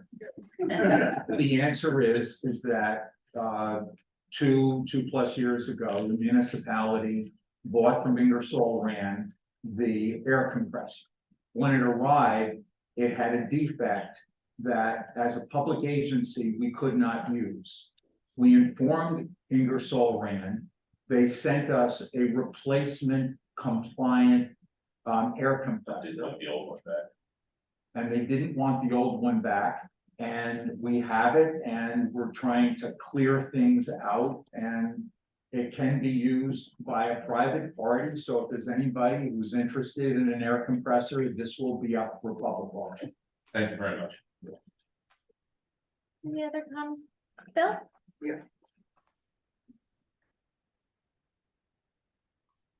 I just want, William Shook, 110 Fifth Avenue, Bradley Beach. I just want to let everybody know that, Chief Guida, was able to, acquire, COVID, test, kits from, Monmouth County Health Department, which he forwarded to, the OEM, and, I have them here to distribute to whoever wants them. I'll stick around a little bit and give them out to whoever wanted. And on the other note, with Meredith DeMarco, I've worked with her for many, many years. And she's always proven herself that she's able to step up to the plate. And I think she will step up to the plate. Yeah. Thank you.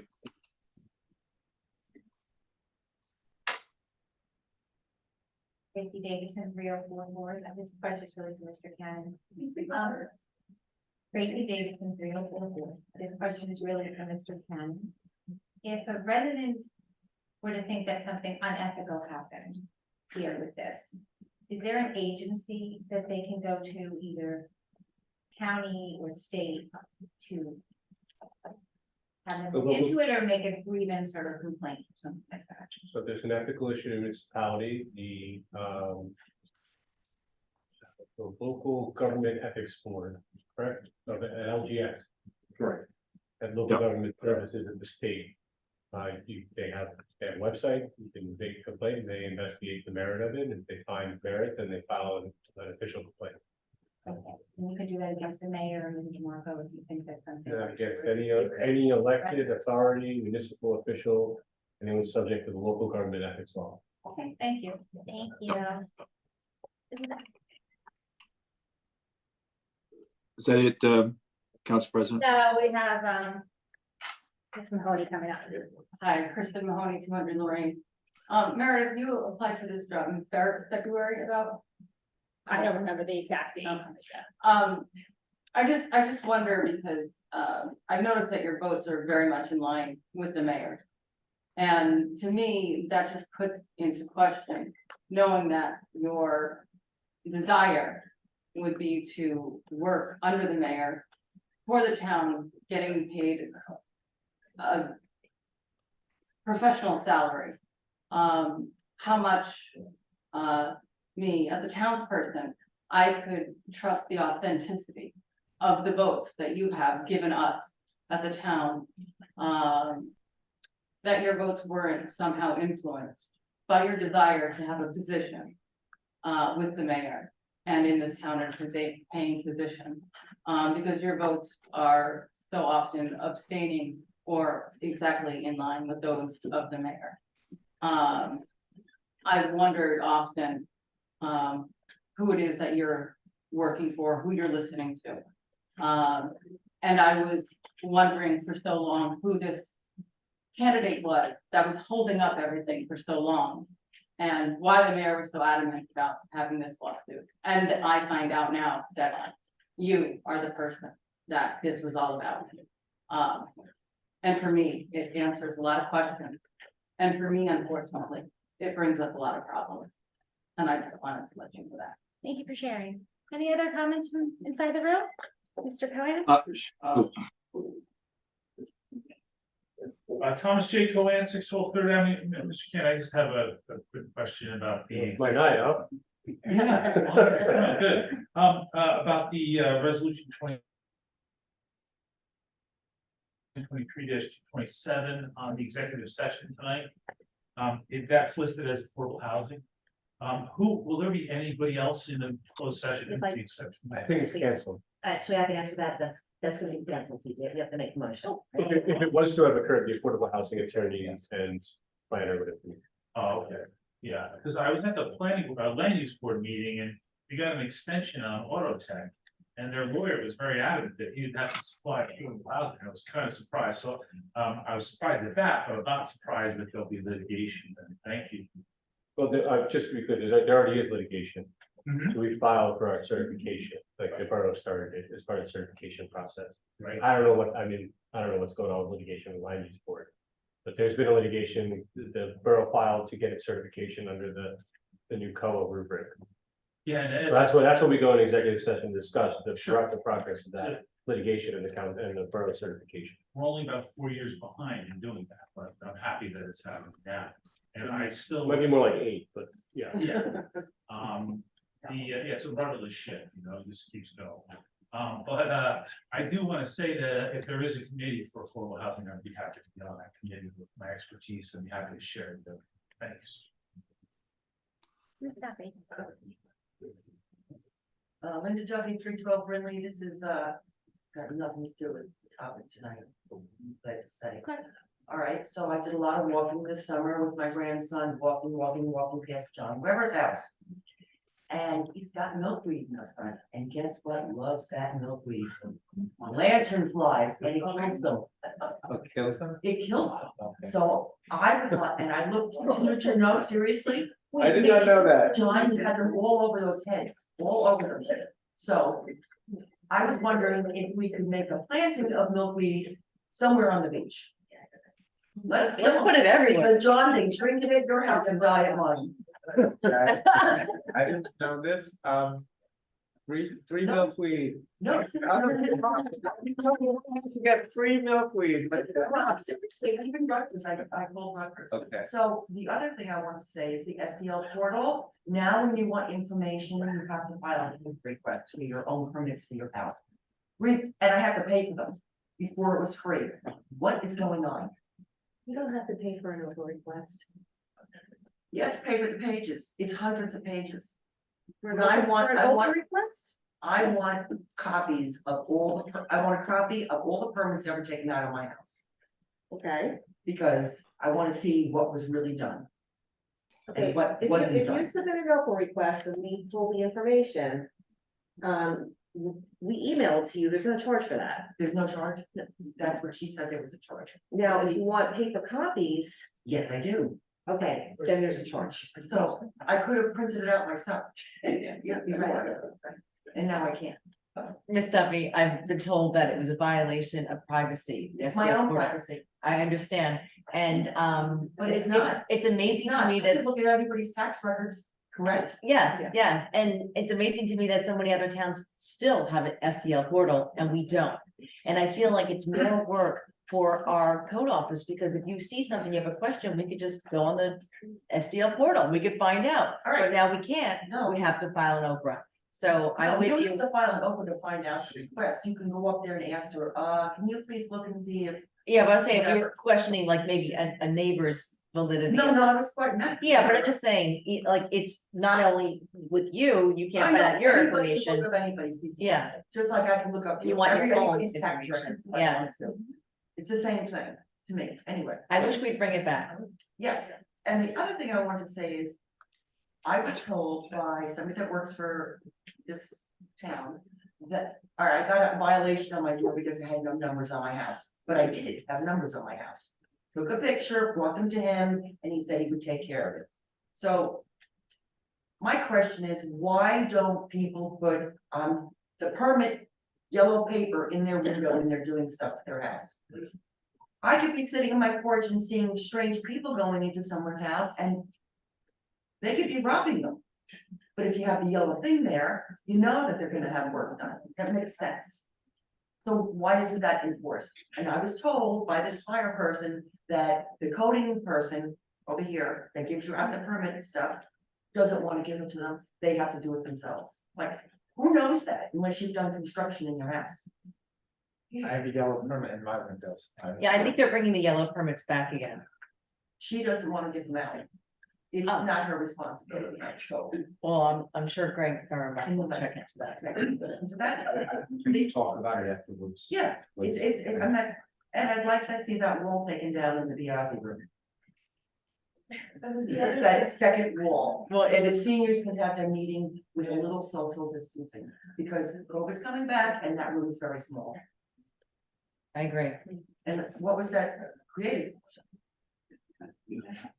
That second space. They're gonna use that for more offices for the code department. They need more offices, their offices are huge. Thank you very much. Thank you.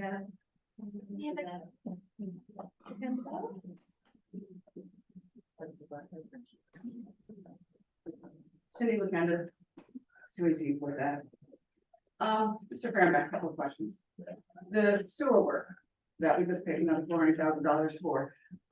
When that was all done, we were told that all of our properties would be restored back to how they were. And I could tell you probably 90% of them are a mess with weeds and seed that never took. And it seemed they had started replacing with sod on Second and Third Ave.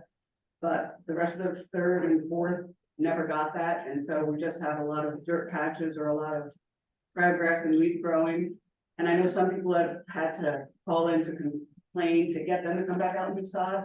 Why are we not having it done properly and all of those properties being done with sod so that we don't have this issue and have to come in and take more time complaining on per house basis? I wasn't part of the original design of the specifications, but as I understand it, the original specification required the contractor to put in seed in those areas for restoration, and that there were a number of advisories sent out to people to keep those areas watered. Some people did, a lot of people did not. We've received, I'm at least aware of 8 or 9 resident concerns that were transferred to the engineer. And as I understand it, most, if not all, of those who were transferred to the engineer ended up getting the problems they complained about resolved. Some of those, a lot of them had to do with the restoration of planting conditions. Some of them had to do with some specific construction issue. And all I can say is that I don't recall receiving a complaint from you, but I know a number of complaints went directly to the engineer. Well, you can consider it now, 218 Fourth Avenue. I also have a friend at 200 Fourth Avenue that their property was destroyed as well, so you could put that name down as well. To have that checked, and that would be. I'm sorry, 218 Fourth is 218 you. Fourth Ave is mine and 200 Fourth Ave. And I have a sprinkler system, so it's not that I didn't bore, just so you know, as is also 200. Secondly, with the inventory selling of the various food trailers, what is the plan for next year to replace them? Are we thinking about getting something new? Are we thinking about outsourcing or bidding out to various, rotation of food trucks or whatnot to replace what we didn't even replace on the north end? And then, of course, if Hula Grill is gone, what's gonna go in that place? Here's generally what the circumstance is. The Department of Public Works has opined that the cost of repairing and maintaining these trailers exceeded the cost of the franchise fees that were paid. So the objective is going to be in a little while, October, November, to go out to seek proposals from people to be able to rent the space out and have access to gas and electric, to be able to have that space for a period of time, probably running from a couple of weeks prior to Memorial Day to approximately October 15th. Okay. And allow them to bring their own facilities in, and then that way the municipality will end up receiving essentially the net price, and the owner of that facility, whether it's a trailer or a truck or whatever, will be responsible for maintaining it. And part of the belief is that when it was owned by the municipality and wasn't really their responsibility, that the care of it was not the same as the care would be if it were something they own. And that is the current plan of action. Okay, and then that makes sense, that's fine. Just, I would say, if anything, perhaps having been in the food business, restaurant business, you maybe think about rotating it more often than just doing the season per se. You might get a lot more interest and not some huge expense where people can come in, for a week or two, or a month or two, and say, listen, you can have pizza and this, you can have this and this, but people would gladly come in at a reasonable rate and rent that space for their food truck, knowing they only have to hook up once, they leave it there for the month, and then they're out. So just something to be kept in mind for that, and I still have a little more. Well, okay. Yeah, just 1 second. We look to you as a subject matter expert, and we appreciate your time here. Why do you feel Mr. Marco exceeds someone that have been a business administrator with 20 years experience and master's degree? I'm going to say this. Each one of what I consider to be the 4 major candidates for the position came with strengths and weaknesses. And we spent time analyzing the strengths and weaknesses of each one of those candidates. And one of the concerns had to do with the extent to which that candidate would be willing and able to deal in a municipality that is as difficult and challenging as this one is. And I am telling you, honestly, from a lot of experience, even though this is only a community of about 4,200 people, this is among the most challenging that I have ever seen. And I have colleagues who monitor what goes on in the local newspapers in surrounding jurisdictions. And I receive telephone calls and support emails telling me, keep it up, keep it up. And in the review of the strengths and weaknesses, the general feeling was that Ms. DeMarco would have the highest probability of success of the 4 major candidates. Okay, I just don't wanna find us as a borough in 6 months facing a lawsuit because Mr. Marco feels she's been harassed. Or, whatever you wanna call the word, that because she's not gonna be able to handle the 10,000 questions we are gonna have every week, every other week. And expect her to be here and answer every single one of them and not say, I'll get back to you. We're gonna want answers, we're gonna wanna know what's going on. And I don't wanna find us in another lawsuit again, because I'm a woman, I'm being harassed, I'm getting too many emails, that's baloney. You know what you're signing up for. Be ready for it. Thank you. Any other comments from inside the room? Yeah, I actually have a comment. I just want to clarify a point. Well, that last point, the last time I checked is a business administrator can't sue a resident for harassment, but I don't think that's been the problem with past business administrators. That I think you need to point in a different direction. That's the first point. The second point is I just want to clarify a point relative to Councilor Cannon. I was not criticizing earlier, and I think I kind of read one of the comments from one of the residents that I was criticizing Councilor Cannon relative to that ethics comment I made. My point was that being a seasoned professional that he was and is in the May timeframe, he's, whether consciously or subconsciously, no flag went up with him.